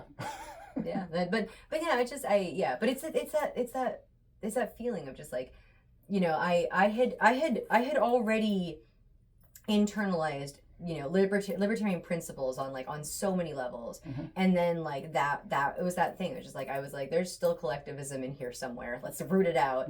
And there was like, no, it's individuals, and every act of government is just this limiting of individuals and this ruining of their lives, and this like, and that's why war is bad. That's why war is bad for the violence and the terribleness and the expensiveness and the war is bad on every level, moral and otherwise. It's probably the worst thing the government can do. Right, but like I guess torturing somebody's, you know. Which is usually an act of war, but right. but the fact is but the thing is, governments do profoundly cruel things, and they do so. They do so to individuals, and they do so to collective. They do so to groups of people who are being judged as that, you know, as they were born on the wrong side of that line, and that really cemented individualism in that purest, in that little, like, you know, it's like there's an Ayn Rand quote that I'm gonna get wrong, but it's like that thing about like, do not let your spark go out. It's something I know, like, you pull it up. We can look this up. It's a great quote. You can look it up. And it just, but like, I just thought of that spark as like in every individual, you know, the individual is the smallest minority, all that, and it just like, it calcified inside of me as this, like, this is now, like, that's where this all comes, this inspiration. Do not let your fire go out, sparked by your irreplaceable spark, I think, something like that. Yeah, do not let your fire go out. We'll have a quote on there. I love that I don't have good signal because we're in a basement at the Quill. Yeah, there is do not let your fire go out. Spark by irreplaceable spark. And the hopeless. You're better voice than I do. Oh, hold on. This is really badly. Do not let your fire go out. Spark by irreplaceable spark in the hopeless swamps of the not quite, the not yet, and the not at all. Do not let the hero in your soul perish in lonely frustration for the life you deserve and have never been able to reach. The world you desire can be won. It exists. It is real. It is possible. It's yours. Love it. Fucking so good. Yes, I love it. Sometimes I really just fucking, she just fucking like, what are they? It slaps. Like, that's what the kids say about music. It slaps. Slaps? Is that a new? I don't know. I hate how they use, I'm sorry, I'm not, they're people of... We're going to complain about the youth? The youth, yes. The collective youth. They collectively use the word bet, and it's like, bet. I'm like, no, it's not, the bet is a wager. That's how, I like sus. Sus is, I love that one. Sus is great. One of my favorite ones is like one of my employees says this all the time is apparently it's like he's like 23 or something like that. He says sometimes he'll be like, hey, yeah, no, that's making me feel some type of way, and I'm like, what kind of way? What type of way? You're like, some type of way, but it's a really good way of expressing like you got feelings right now, and like maybe you don't want to verbalize what those feelings are. But like it's like one of my favorite turns of phrase he uses all the time. He's like, yeah, I don't know, it's making me feel some type of way, and I'm like, I like this phrase. And then sus, and he's bet. What I love is the say more and the say less. You're telling somebody something, and then like you want to hear more, like, or they want to hear more. They say more, and then like just keep, right, and then if like you're explaining something and you're over explaining it, like I did on this podcast the entire time, you go like, say less. And like there's a really, I mean, it's a pretty abrupt way to be like, hey, shut the fuck up, but it's also like it's also more respectful. Right. It was really funny. Like I went to a chiropractor, and it was like a new chiropractor at the office I go to, and she was very young. I was just like, are you qualified to be a chiropractor? Like, she just seemed young, and I'm having that moment of like I'm starting to feel like I'm much older than people that are now professionals, and it's weird. My work is like I was like the oldest person at the lunch we were having. I'm like, I'm 42 and I'm the oldest one here. This is like, I mean, I'm not that old, but this girl, I was like, I'm not the oldest one in the office, but it just felt like it's like I'm the oldest one of this. There's 10 of us here, and I'm the oldest one here, you know. Right. And so this was how I was like, go to the chiropractor office, and she's like, so how are you doing? Is there anything we need to focus on, whatever? And I was like, well, so I was on a plane for like 8 hours, and then I got home, and then I was at Disneyland, and I like walked for 12 hours, did like 30,000 steps, and she goes, say less, get on the table, like, and she like, it was just like, I was like, oh, I don't need to explain like my whole history. You're just gonna fix me now. Okay, that's great, and that's what she did. All right. So I loved. I was like trying to like explain this whole litany, and she was like, say less, say less, and I was like, I love that one. Does it help your back, the chiropractor? It does. I have a weird thing where my neck, my head falls on my neck funny, and so like it sometimes misaligns. I use a special pillow, but sometimes I wake up with a screeching headache, and it's just it's this like misalignment, and I mean sometimes I can kind of knock it back into place with a little bit of self, but I don't want to like hurt myself, and so I go to the chiropractor. They just adjust these things, and then suddenly I have good posture, and like my neck is where it's supposed to be. Okay. So how has libertarianism impacted your business, or has it influenced your business decisions? You're getting this back to focus now. Well, this is supposed to be a business podcast. I know, we're talking about like a lot of interesting places. So you can make a lot of this B-roll.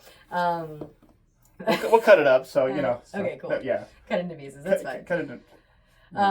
Hopefully get some more clients for your business. You know, that's one of our goals. That's why you're here, promote your business. You can clip this into little shorts and then put like cute little thing, and then what you do is you like have people pay for the Patreon to get the whole unedited episode. I'm gonna have everybody be able to put it all public. Fair. But yeah, I want to create a Patreon so people can. I need money too. So. Right.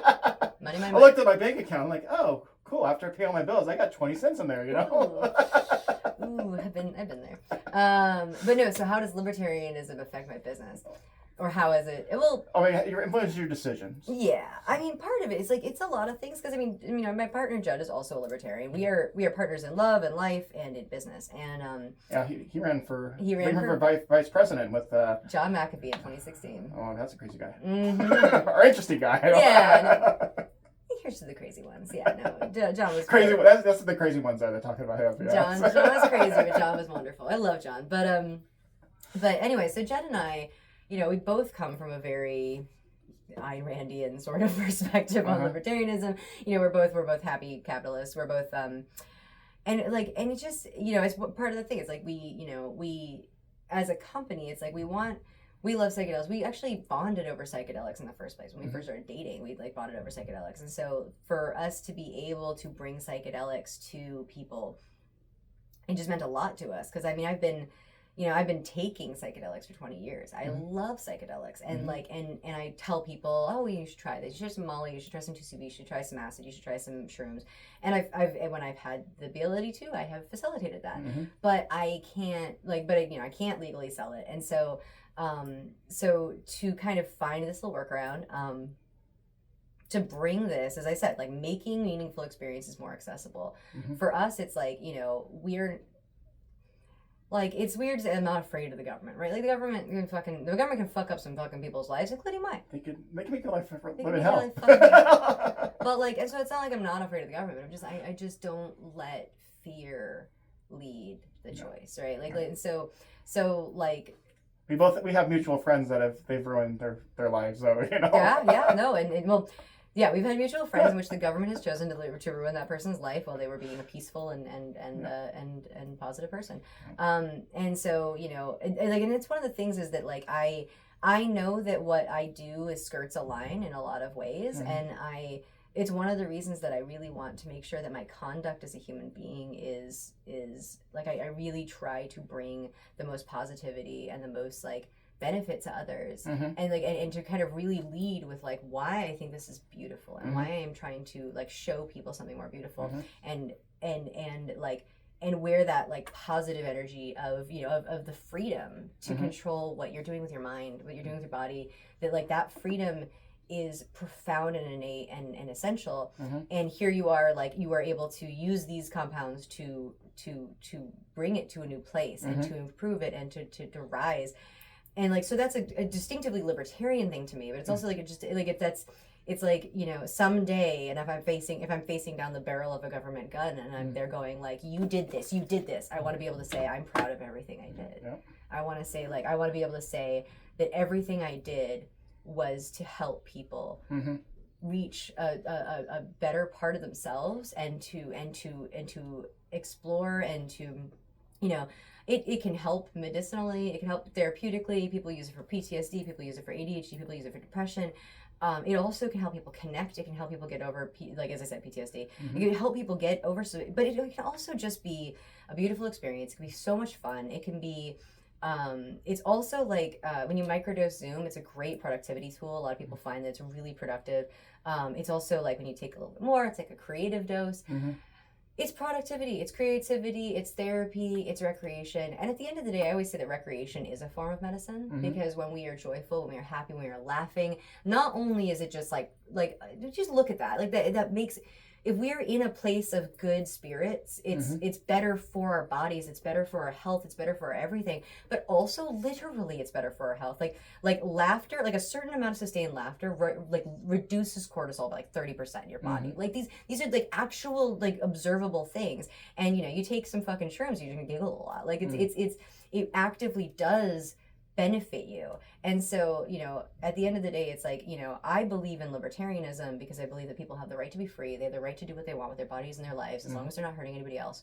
And I believe in these things because I believe that this is an act of being free. This is an act of improving your life. This is an act of trying something. It might not be for you. Somebody might go, this isn't where I want to be. But I'm deeply committed to it, and I believe in it so strongly, and I want to prove those principles out. I want to prove that this can be beautiful, and no one should tell you that you can't. Like, and as I said, like, you know, we're a self-regulating business. We've got childproof packaging. We're explicitly saying the compounds. So this is typically in shrink wrap, I'm guessing too. Or? No, actually, this is sold just like this. Oh. But like, so it's sold just like a nice little magnet on it. It's like beautiful. But yeah, you could go ahead and do it if you want. But it's childproof, so like you gotta. Maybe bulletproof too. Push it down. Push it down. Okay. Childproof.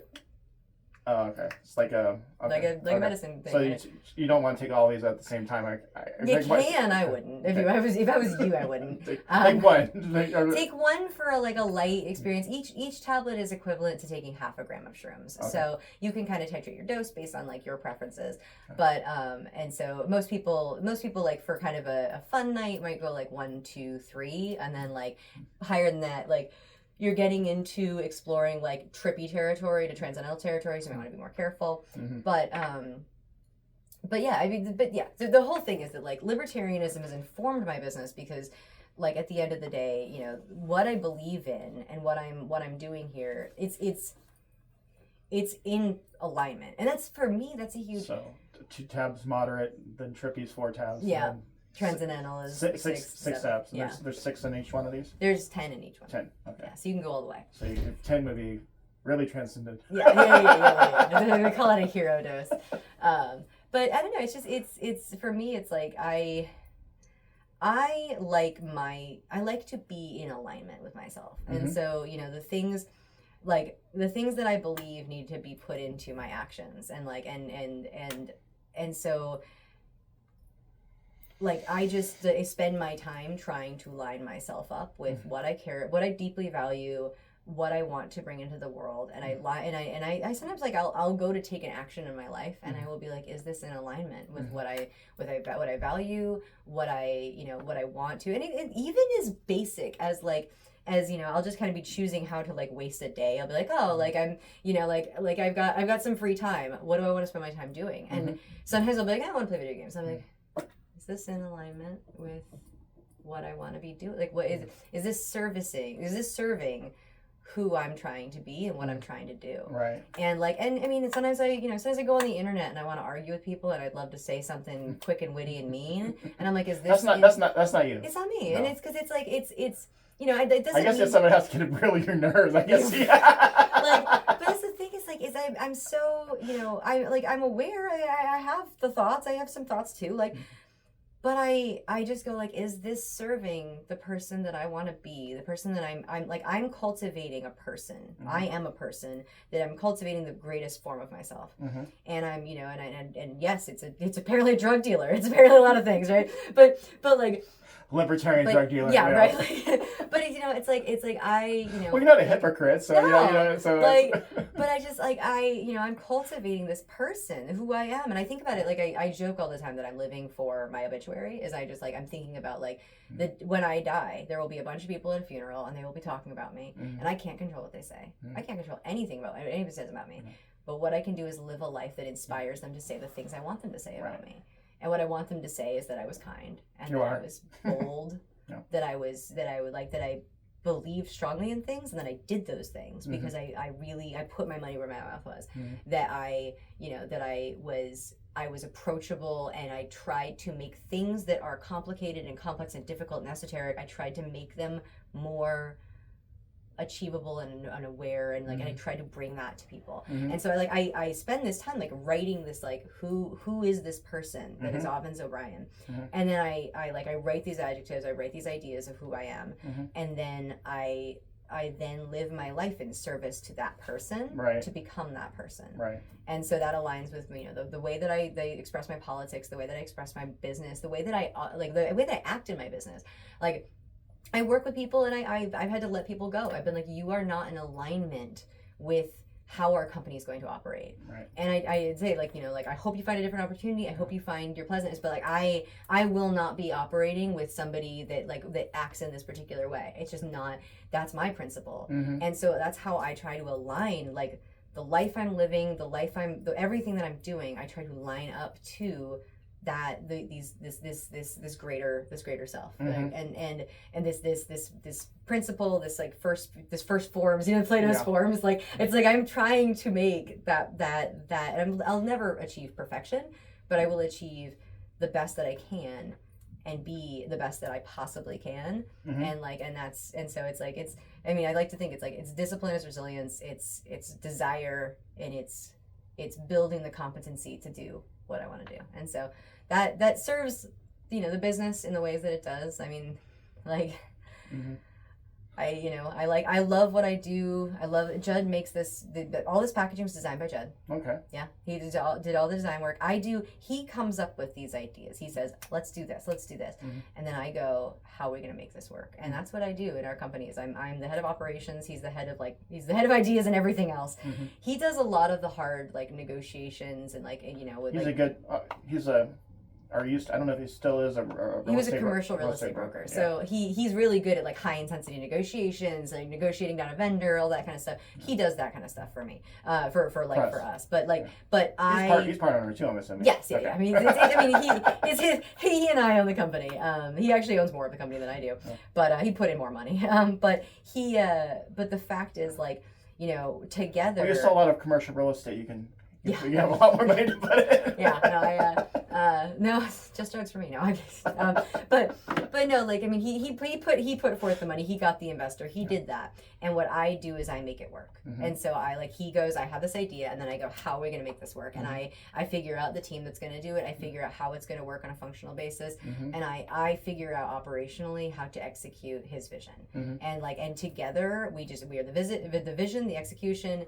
We sit down and I have ideas, and I give him my ideas, and he gives me his ideas for execution, and we together we do. I'm so proud of us, because we fucking execute beautiful shit, and this is a great design for sure. It's beautiful, it's inspirational, it brings people to what I love. This packaging sort of reminds me of, I'm not an iPhone person, but the same sort of deal with the iPhone, how it's packaged in the box and bring it.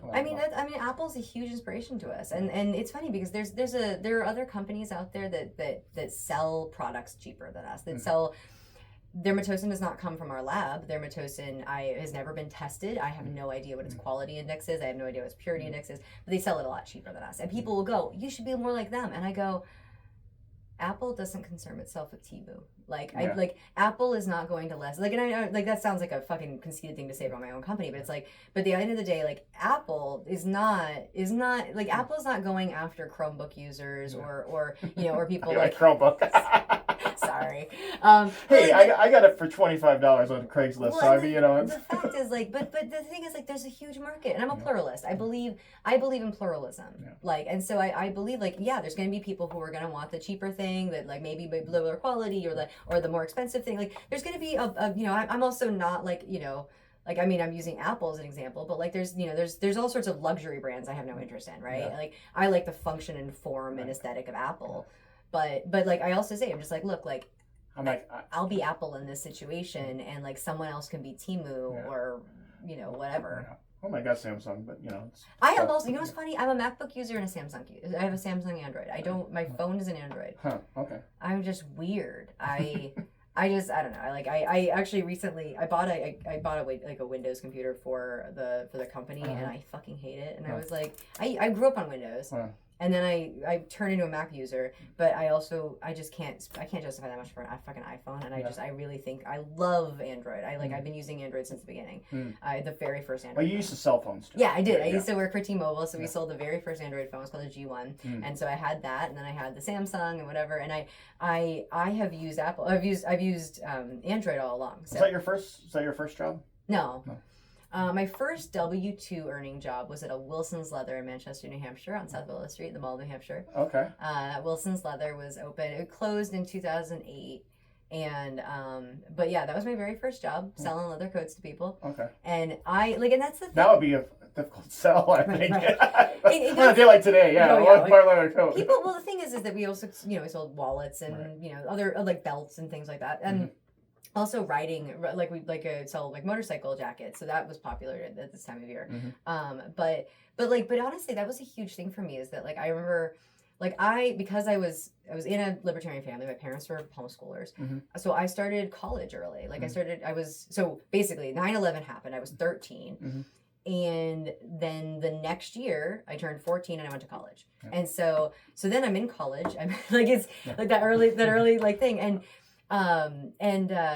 And so like I did things early, right? And I was a very, like, I've always been like kind of an effervescent, kind of like loquacious and energetic and outgoing person. I've always been fairly extroverted. Right. But there were parts of me that were like anxious and nervous about people because I wasn't quite sure how to like to calibrate my energy levels to them. And working in retail was like extremely valuable at teaching me how to kind of scale myself back, and not in a way that's like diminishing my light, but just in a way of like respecting other people's space and respecting other people's time and energy.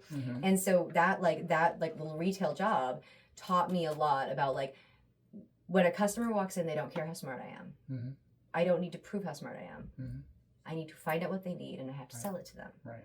And then I have to maybe sell them something that I think they need that they don't know they need. Right. But that's my job. You got to find out what their needs or interests are before you. Yeah. And that was something that like I needed to learn as an awkward libertarian homeschool kid. But it was also just, I think it was such a valuable human skill.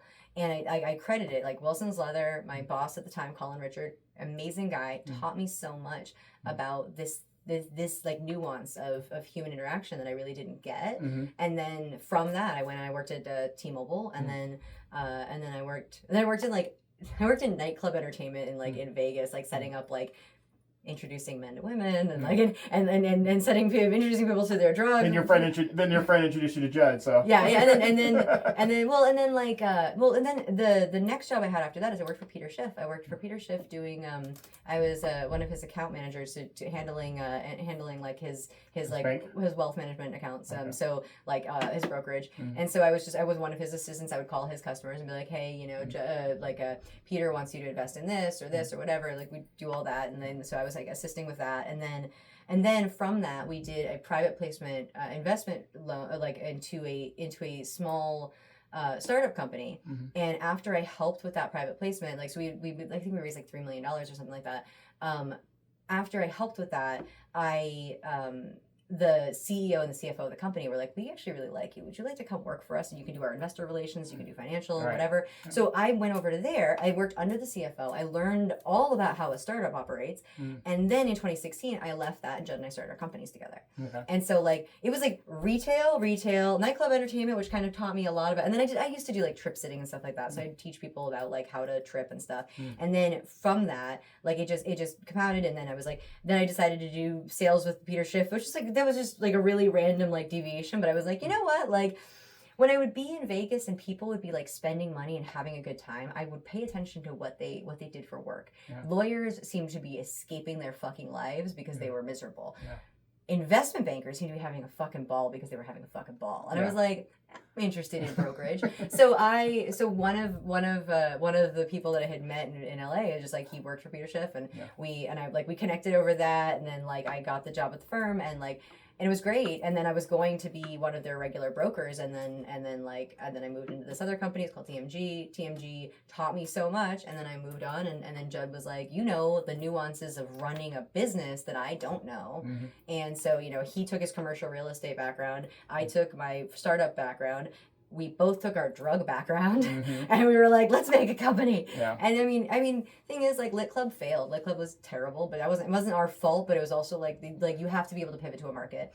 But the next things didn't, and I mean, and the grow bags and stuff struggled. It was like, when we started having success with Zoom, we were like, wow, like we might actually be successful at this. We might actually really, really do this. And like, I remember like the first time that we saw like a big number in the sales, and like in the and I remember that I was like, baby, like look what we did. And Judd looked at me and he goes, takes a lot of years and a lot of work to become an overnight success. Yes, that's right. And like, and that was just like, it was such a realization. It's like, we're doing really well. We still have so much more to go. We still have this is, you know, like, this is just the beginning.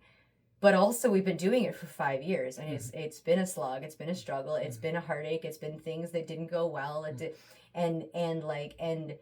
And it's like you gotta believe in what you're doing. You gotta pivot when it's not going right. Right. And you gotta find the best form of what you're trying to do, and then put it out in the world and do it as the best you fucking can. So that's what we try to do. Yeah. So is there any advice that you give somebody starting a business? That is what I would. I mean, pivot early and often. You're starting a business, like, figure out. There's like two things I like to tell people is like, figure out what you love. And then figure out what others need. And it's like, like, if you just try to serve everyone else's needs and you don't do something you're loving at the same time, then like you're going to find yourself pulled into, like, you're like, oh, we got to serve this demographic, we're going to serve this, we got to do this, we got to do this. There are lots of people that go, you should do this with our company. And we're like, I don't want to do that. That doesn't give me joy. That's not what I want to produce. Right.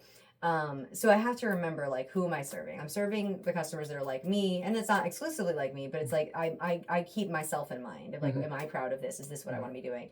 And so I think that like finding something that people need or that people want that you want to provide, and then finding the best way to provide it in whatever meaningful way it is, I mean, whatever the business is, and then like being willing to like commit fully, but like be willing to pivot. Like, go, okay, I figured this out. Okay, all right, I put this out in the world, and I like do not let perfect be the enemy of the good. Put something out, see how people respond to it, angle and pivot as you need to make it work, and then like and like, it's like, what was the Darwin's quote? Is like, it's not the strongest of the species to survive, it's the most adaptable to change. Change and adapt. Do not dig your heels in on something that's wrong. Learn the lessons of failure. Like, failure is just lessons. Like, it's just that's what it is. If you learn from if you don't repeat them again. If you don't repeat them, like, failure is it's a signal. It's like, that's the thing, is that like so much in life is like how we feel, like even our reactions to things, right? These are signals. These are telling us, oh, we're scared. It's telling us that this is wrong. These are signals. Like, they don't have to define our reactions. Like, our reactions can be like more considered, right? It's like when you're holding a hot like mug of coffee, right? And like you're holding a hot mug of coffee, and then something happens, and like a fucking earthquake or whatever. Like, so your dog runs up to you, whatever. Another reason to move out of California. but a dog runs up to you, right? And suddenly something happens, right? And you start to spill like hot coffee on your arm, right? I don't drink coffee. So. I mean, neither do I. Neither do I. But yeah, you do other drugs. Hot beverage. You do other drugs, just not caffeine. I drink caffeine. I just don't drink coffee. Okay. But okay, you got a hot beverage in your hand. Dog runs up to you, fucks you up, right? Is that Sprite? It's Canada Dry. It's a ginger ale, so okay. it's caffeine free. But yeah. Okay, sorry. So, dog runs up to you, and you start to spill your coffee, right? Anything happens, you start to spill your coffee, right? And in that moment, your reaction, your natural, what just happened, right? Is like, oh, fuck, that hurts, right? Right. And it would be perfectly reasonable to drop that thing that's causing you pain. It was a completely reasonable response to drop the thing that is causing you all this pain because it is like spilling all over you. But that is not the right response. The signal is, fuck, that burns. Yeah. And then it's to sit down, go, and put it down carefully so it doesn't spill anywhere else. Doesn't spill more, right? Like, and then wash your hands. But if you go now coffee's everywhere. It's on the dog. Yeah. It's whatever. Like, and so it's like that kind of steadiness, that kind of like the world is going to give you lots of signals, and your body's going to give you signals. It's going to say that hurts, that burns, that's hard, that's difficult, and it's just information. And then to be able to go, I have received this information, and now I'm going to react rationally to this information that's given to me, whether it's starting the business or reacting to like the stresses of that business. I think that's like the things that I would say is just like pivoting, resilience, serve yourself and your needs to serve others. I say all the time that, and Judd says this all the time too, is like, capitalism is amazing because it's a bunch of wealthy servants. Like, the idea is like, you create a business to serve others, and if you do it well, you become wealthy. There there's people that complain about billionaires. I'm like, most of them became billionaires by providing a service or a product or products that millions of people want. Yeah. So I mean, Jeff Bezos never stole a dime from me. I gave him all his money. I gave him all that money. I wanted to because I was like, bro, you put Expanse on Prime. They have fucking love you, man. Yeah. That's the thing though is that I had the co-founder of Costco in my car, so it's like I picked him up from his beachfront house in Maui. I'm like, so what do you do exactly? And he goes, oh, I work for Costco. I'm like, what do you do for Costco? Oh, I co-founded the company. I was CEO for 35 years. Oh my God. Now I'm just on the board of directors. I'm like, oh, that's how you got the beachfront house. If you would have said like a manager or a cashier or something, like I got to work for Costco. So I mean, what's really funny is people who. And I spent, what was it, 2019, I think I spent $36,000 there in a year. Honestly, I think I looked at my numbers and I spent like $20,000 on Amazon recently, like last year or something like that. So that's the thing is I buy everything on Amazon. So it's like I'm not gonna be mad at Jeff Bezos. Is this on Amazon? Or no, Amazon has some pretty strict rules about the kinds of products you can sell.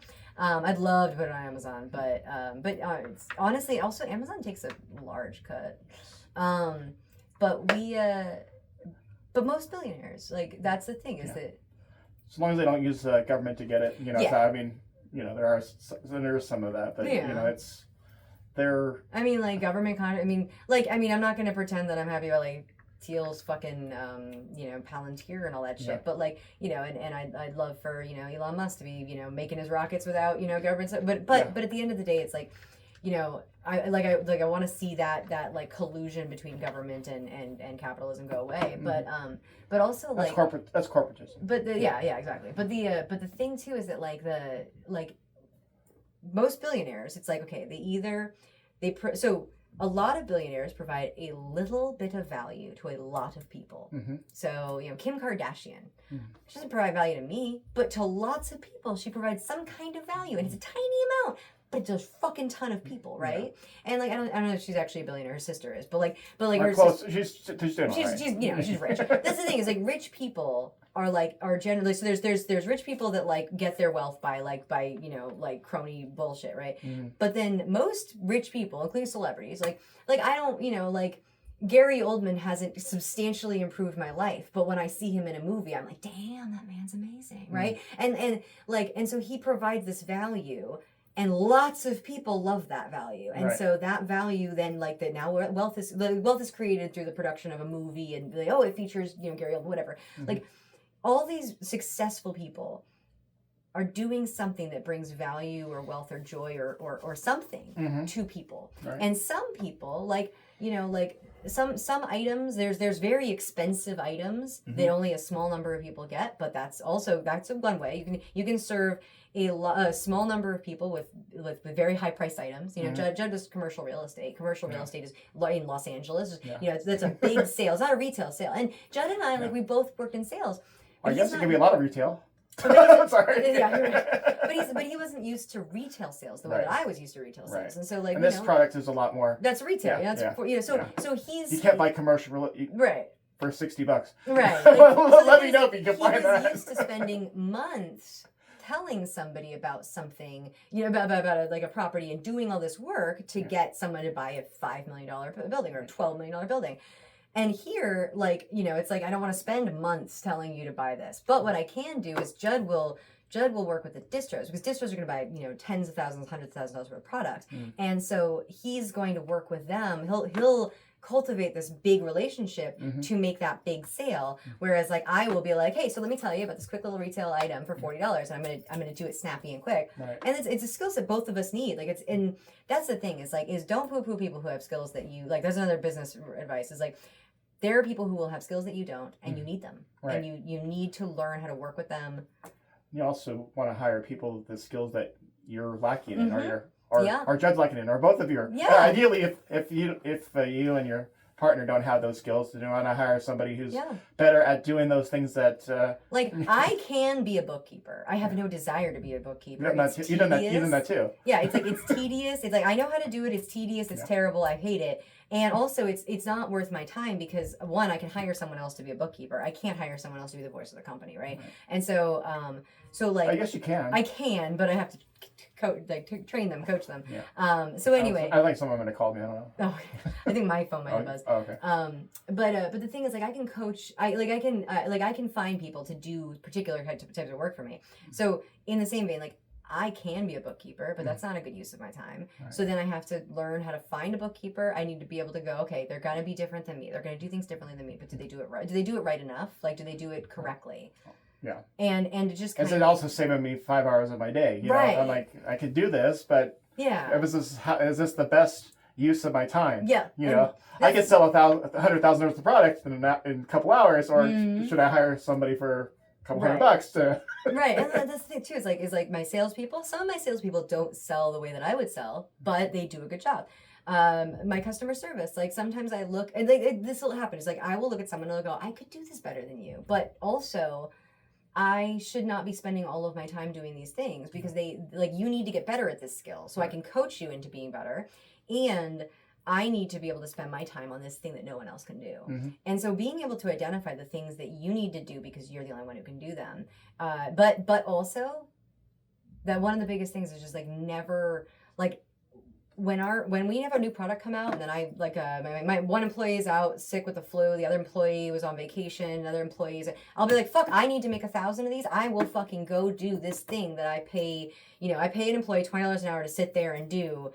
And like, and it's beneath me. It's not beneath me. Like I had. You've done everything. I've done every single thing. Like I remember, like, one time we'd had a really big day. Our employees had done all this work, and I looked. We got all this new packaging. We put it all away, and I looked at the room and I was like, I'm gonna mop the floor. Mm-hmm. And one of my employees was like, you want me to do that? I was like, I can do any job in this fucking business. Like, I'm going to mop the fucking floor because you guys just put away all this product. You were busy, like, building. Now, I could switch and not mop the floor and then build stuff.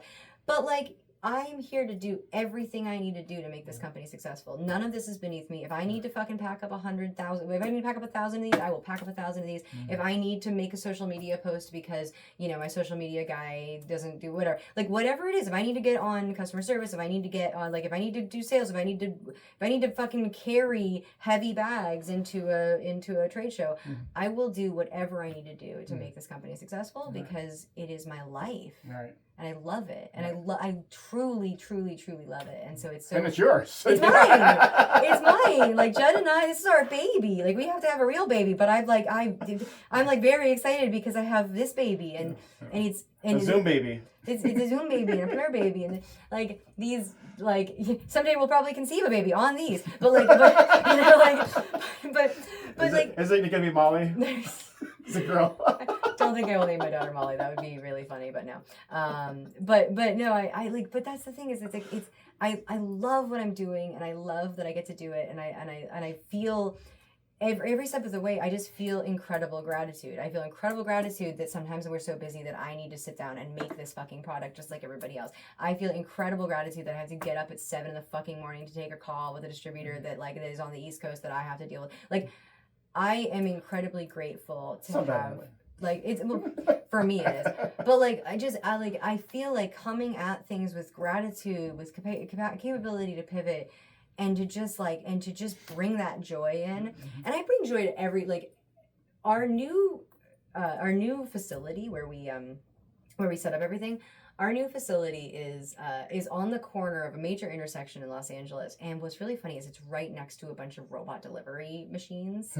And so we have a lot of, like, we have robot cars in LA. We have like our Waymo, and we also have these robot delivery machines. And so the idea is that, like, they go to a business and they they ping this little thing, and then the app, like, tells the business, oh, we need to put fried rice and blah blah blah, like in like the restaurant. So it's a very restaurant oriented. It's almost all restaurants, but the hub for the robots is like a block away from us. And so every day, these little robots just show up on like the corner and they're waiting patiently for the stoplight, for the red light so they can cross. Turn green so they can walk across. And they recognize the right, so they can see it, and so they can see that like it needs to have the crosswalk symbol. Yeah. But the problem is it's a major intersection. It's Sepulveda Boulevard in Los Angeles, and it's a major intersection. And that's one of the people don't know. It's probably one of the busiest roads in LA. Yeah, it's like it's and for people who are familiar with New England, it's like Mass Ave. Like it goes all the way through Los Angeles. So Sepulveda, it's like there are places in Sepulveda where I can drive 60 miles an hour if I want to. I shouldn't, but I can. Like but the point is like it's not at 4 o'clock. It's a long stretch of road, and well, it's also like a 4-lane street. Like it's anyway. Point is that sometimes, especially when it's late, the crosswalk never is happening because like they're like they're like, oh, you don't need to have a light change on this like obscure side street off of Sepulveda. So what'll happen is we will be working, and this happens any time of day, but like we'll be working, and I'll hear bing bing bing bing bing bing. And I'll look out, and there's a little robot on the at the intersection, and it's been waiting for a while, and it's waiting for someone to hit the crosswalk, and I can hear it from inside the building. Like, bing, bing, bing, bing, bing, bing, bing. And so I will open the door. I'll step outside. I'm like, oh, do you need me to hit the crosswalk? And then it'll go bing, bing, bing, bing, bing, bing, and then words will come up on the screen. It'll say, can you press the crosswalk for me? And I'll go, you got it, buddy. And then I'll go and I'll press the crosswalk. And then I'll look at it and I'll go, you're good. And then it'll go, bing, bing, bing, bing, bing, bing. And it'll go, thank you, thank you, thank you, thank you. Like, it doesn't say it. And you should design something so it can press the crosswalk button. No, like, so then it does this little thing. It goes like, ding, ding, ding, ding. So it beeps this little ding, ding, ding, ding, ding, ding. And then on the thing, it'll say, thank you. And it'll pop up multiple, thank you, thank you, thank you, thank you. And you should get free delivery for doing something like that. And it'll go to where it needs to go. And I'll watch it. And I'll be like, bye, buddy. And then I'll come in and I'll be like, oh, I'm a robot. And like my coworker, like all my employees, like one of them will be like, I hate those robots. They're taking our jobs. That person no longer works for me. Not because of that comment, but the attitude. Yeah. Whereas like they took our job. Yeah, like everybody else is South like Park yeah, no, but everybody else, the company is like that is like so it's so ridiculous that every day you're excited about this fucking robot. Like every day you see these robots and you're just like, this is great. Yeah. And then like every day something happens in the company that like someone will go, oh, this is different. And I go like, isn't this great? It's new. It's novel. It's like wonderful. Also, as somebody who's delivered packages and delivered food, I can't wait for technology. As a rideshare driver, I can't wait for technology so I'd actually own the car that's picking people up because I have no interest in picking somebody up at 1 o'clock in the morning. Right. I'd rather have my car do it, and if I can make a little bit of money to pay for the car and have a little bit extra, you know. Well, what's funny too is all these little robots, right? They're controlled by basically, as far as I can understand, they're somewhat AI controlled. But then there's also there's like an operator, right? The operator is monitoring like dozens of these machines, right? And so then they can see when they're stuck, and they can be like, this one's stuck, and then like they can try to get help, right? So that there's a human being on the end of that screen going like, this one's stuck, like let me try to get somebody to like interact. They're paying DoorDash drivers to close doors and Waymos for people to leave the doors open. Well, and so but the thing is that there's a human being, and that human being is behind a computer screen, which means that person could be disabled. That person could be there's suddenly a job opportunity for somebody who couldn't have done that. And so this, like, I had an employee who would sit there and be like, robots are taking our, that's terrible, whatever. And I'm going, why are you so ableist? Like, and there's somebody else had to design that robot. Yeah. And you know, like there's an economy of job opportunities behind that. And that's the thing is I look at this world and I look at all these things that, you know, capitalism brings us. Yeah. And I see this economy of jobs behind the scenes. The guys who built the things, the guys that made the person who's operating the thing, the person who like designed this thing. Like it's all beautiful. Mm-hmm. And it's like it's all this like this, you know, it's the fucking the what is it, the iPencil, like the you know, collab, whatever. Like it's that's a short little essay by Leonard Reed. So I think it's probably one of the most inspirational. It's also it goes the step by step on how a pencil is. We'll put that in the notes so people can read it. So I mean, I think it's a really great 5-page short story about how the birth of the pencil, how it was created. Yeah. You know, I love that. It's like there's also that like TED talk by like that guy Hans something. I want to say Roland, but it's Hans something, and it's called like the magical washing machine. And he talks about how technology like improves the lives of like it like increase opportunities for women and all this stuff. And it's just a. I mean, this thing has it's created a massive value. I mean, Right. you're not tethered to an office. You can you can take like you're in here in New Hampshire and you have your business in California. Yeah, my business is in California. I'm taking care of my mother because she's recovering from surgery. I'm doing I'm able to just serve multiple parts of my life because of this technology. Mm-hmm. And I think like the way that I look at the world is just is I look at problems or opportunities and everything that's around us, from the blinking fucking robot in my next to my thing, or like whatever's going around. I'm just like, this is so cool. Like I live in the future, and it's so like, yeah, my phone's dinging at all hours and it's annoying. I can fucking silence that if I want. You can turn it off. I'm living in this beautiful, futuristic, amazing experience, Mm-hmm. and if I can't have gratitude for that, and if I can't turn around and just make the best out of it, what am I fucking doing? Mm-hmm. Like, I have no right to be. I mean, everyone has a right to be upset about whatever they want, but that's how you look at life. I have no I live in such a time and opportunity of abundance, like a space of abundance. I have my health, I have my whatever, and and I will just be grateful until there's until it runs out, and it won't run out, because it's like it'll be there until and then it'll be gone, because I'll be dead, and hopefully everyone will say nice things about me. Well, they will. And I've brought it all around. All right. Is there anything else you want to add before we go? I don't know. Did we cover everything you wanted to talk about? That went some adventurous ways, but pretty much. We can talk some more after. But no, I mean, we'll have a link to your products in the description, Zoom Trip, and we'll also have iPencil and a few other things. Whatever we reference. But no, I mean, if people want to try this, I mean, this is a MDMA analog. This is a shroom analog. MDMA is an empathogen, so it makes you feel incredible feelings of empathy and love and it's very physically wonderful. So can we give this to some people that are occupying the White House, or that's some other thing?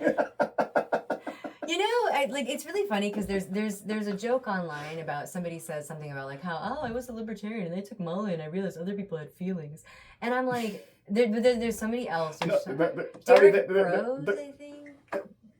We respect people's. Yeah. I mean, that's the thing is, I think it was Derek Rose. I could be off on this, but I think it was Derek Rose that said that he took Molly and it made him more libertarian, because it made him like I see the feelings that everybody else has, and that I have no right to decide other people's lives for them.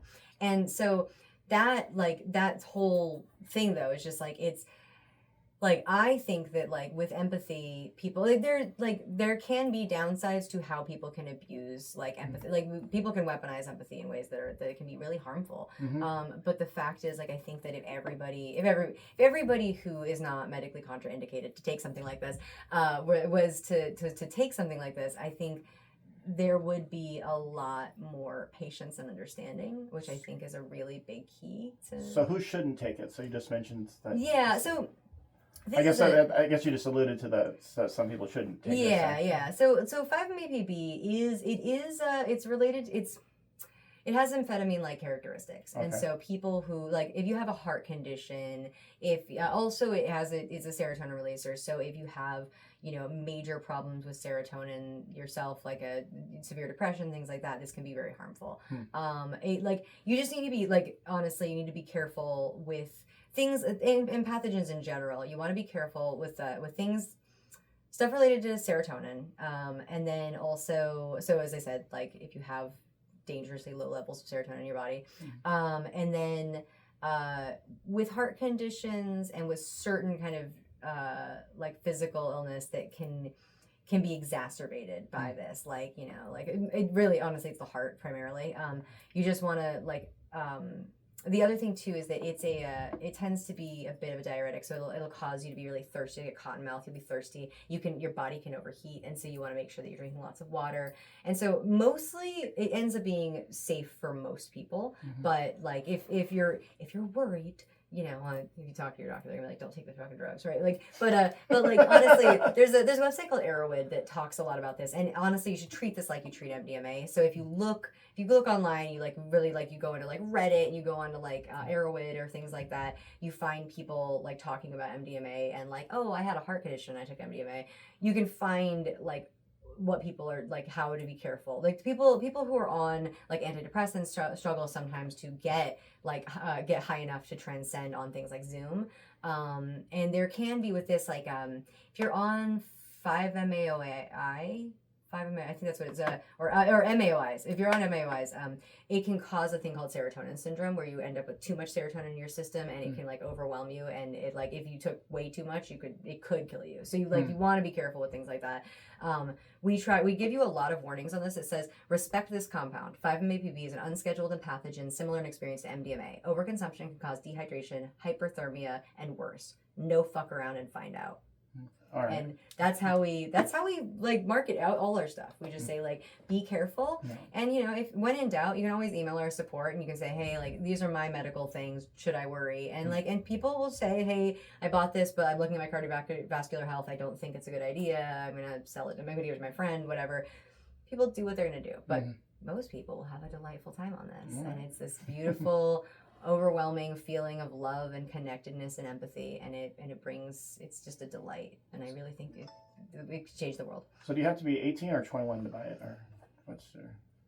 Our website asks for 18 plus. 18 plus. Okay. Yeah. Okay. Theoretically, so you can't even 18-year-old can't buy cigarettes in the U.S. anymore. But yeah, theoretically, yeah. Or alcohol too. You're supposed to be 18 plus, and I mean, I recommend that people be in a good. It also doesn't prevent 18, 19, and 20-year-olds from buying alcohol. Yeah. Right. So, you know. Yeah. Well, that's the thing. It's so crazy because like regulated environments, it's like it's wild. Like, you know. I think you probably encourage people to drink and smoke if you say you can't do that. Don't you be taking that right now? I feel like we have like. Don't you take that plur? We should tell young people to treat their bodies well, and so stuff like this they should be careful with. But like, I mean, everyone should be careful as they try these things. Right. I don't condone reckless drug use, but I do think that people these can be incredible experiences, whether you take it recreationally or therapeutically or creatively or whatever, medicinally. I just recommend you take it intentionally. Okay. Whatever your intentions, take it intentionally and keep that in mind and keep yourself in mind and take care of yourself. All right. That's my advice to everyone about Take care of yourself. Take care of yourself. All right. Well, I think that's a good place to end. All right. Thank you, Avens, for being on the first guest on the show. First episode. Episode 1. I didn't even know what the actual. I mean, it's libertarian business. Yeah. So here we are. Thank you. All right. Thank you, Avens. All right. Sorry, that went in a lot of places.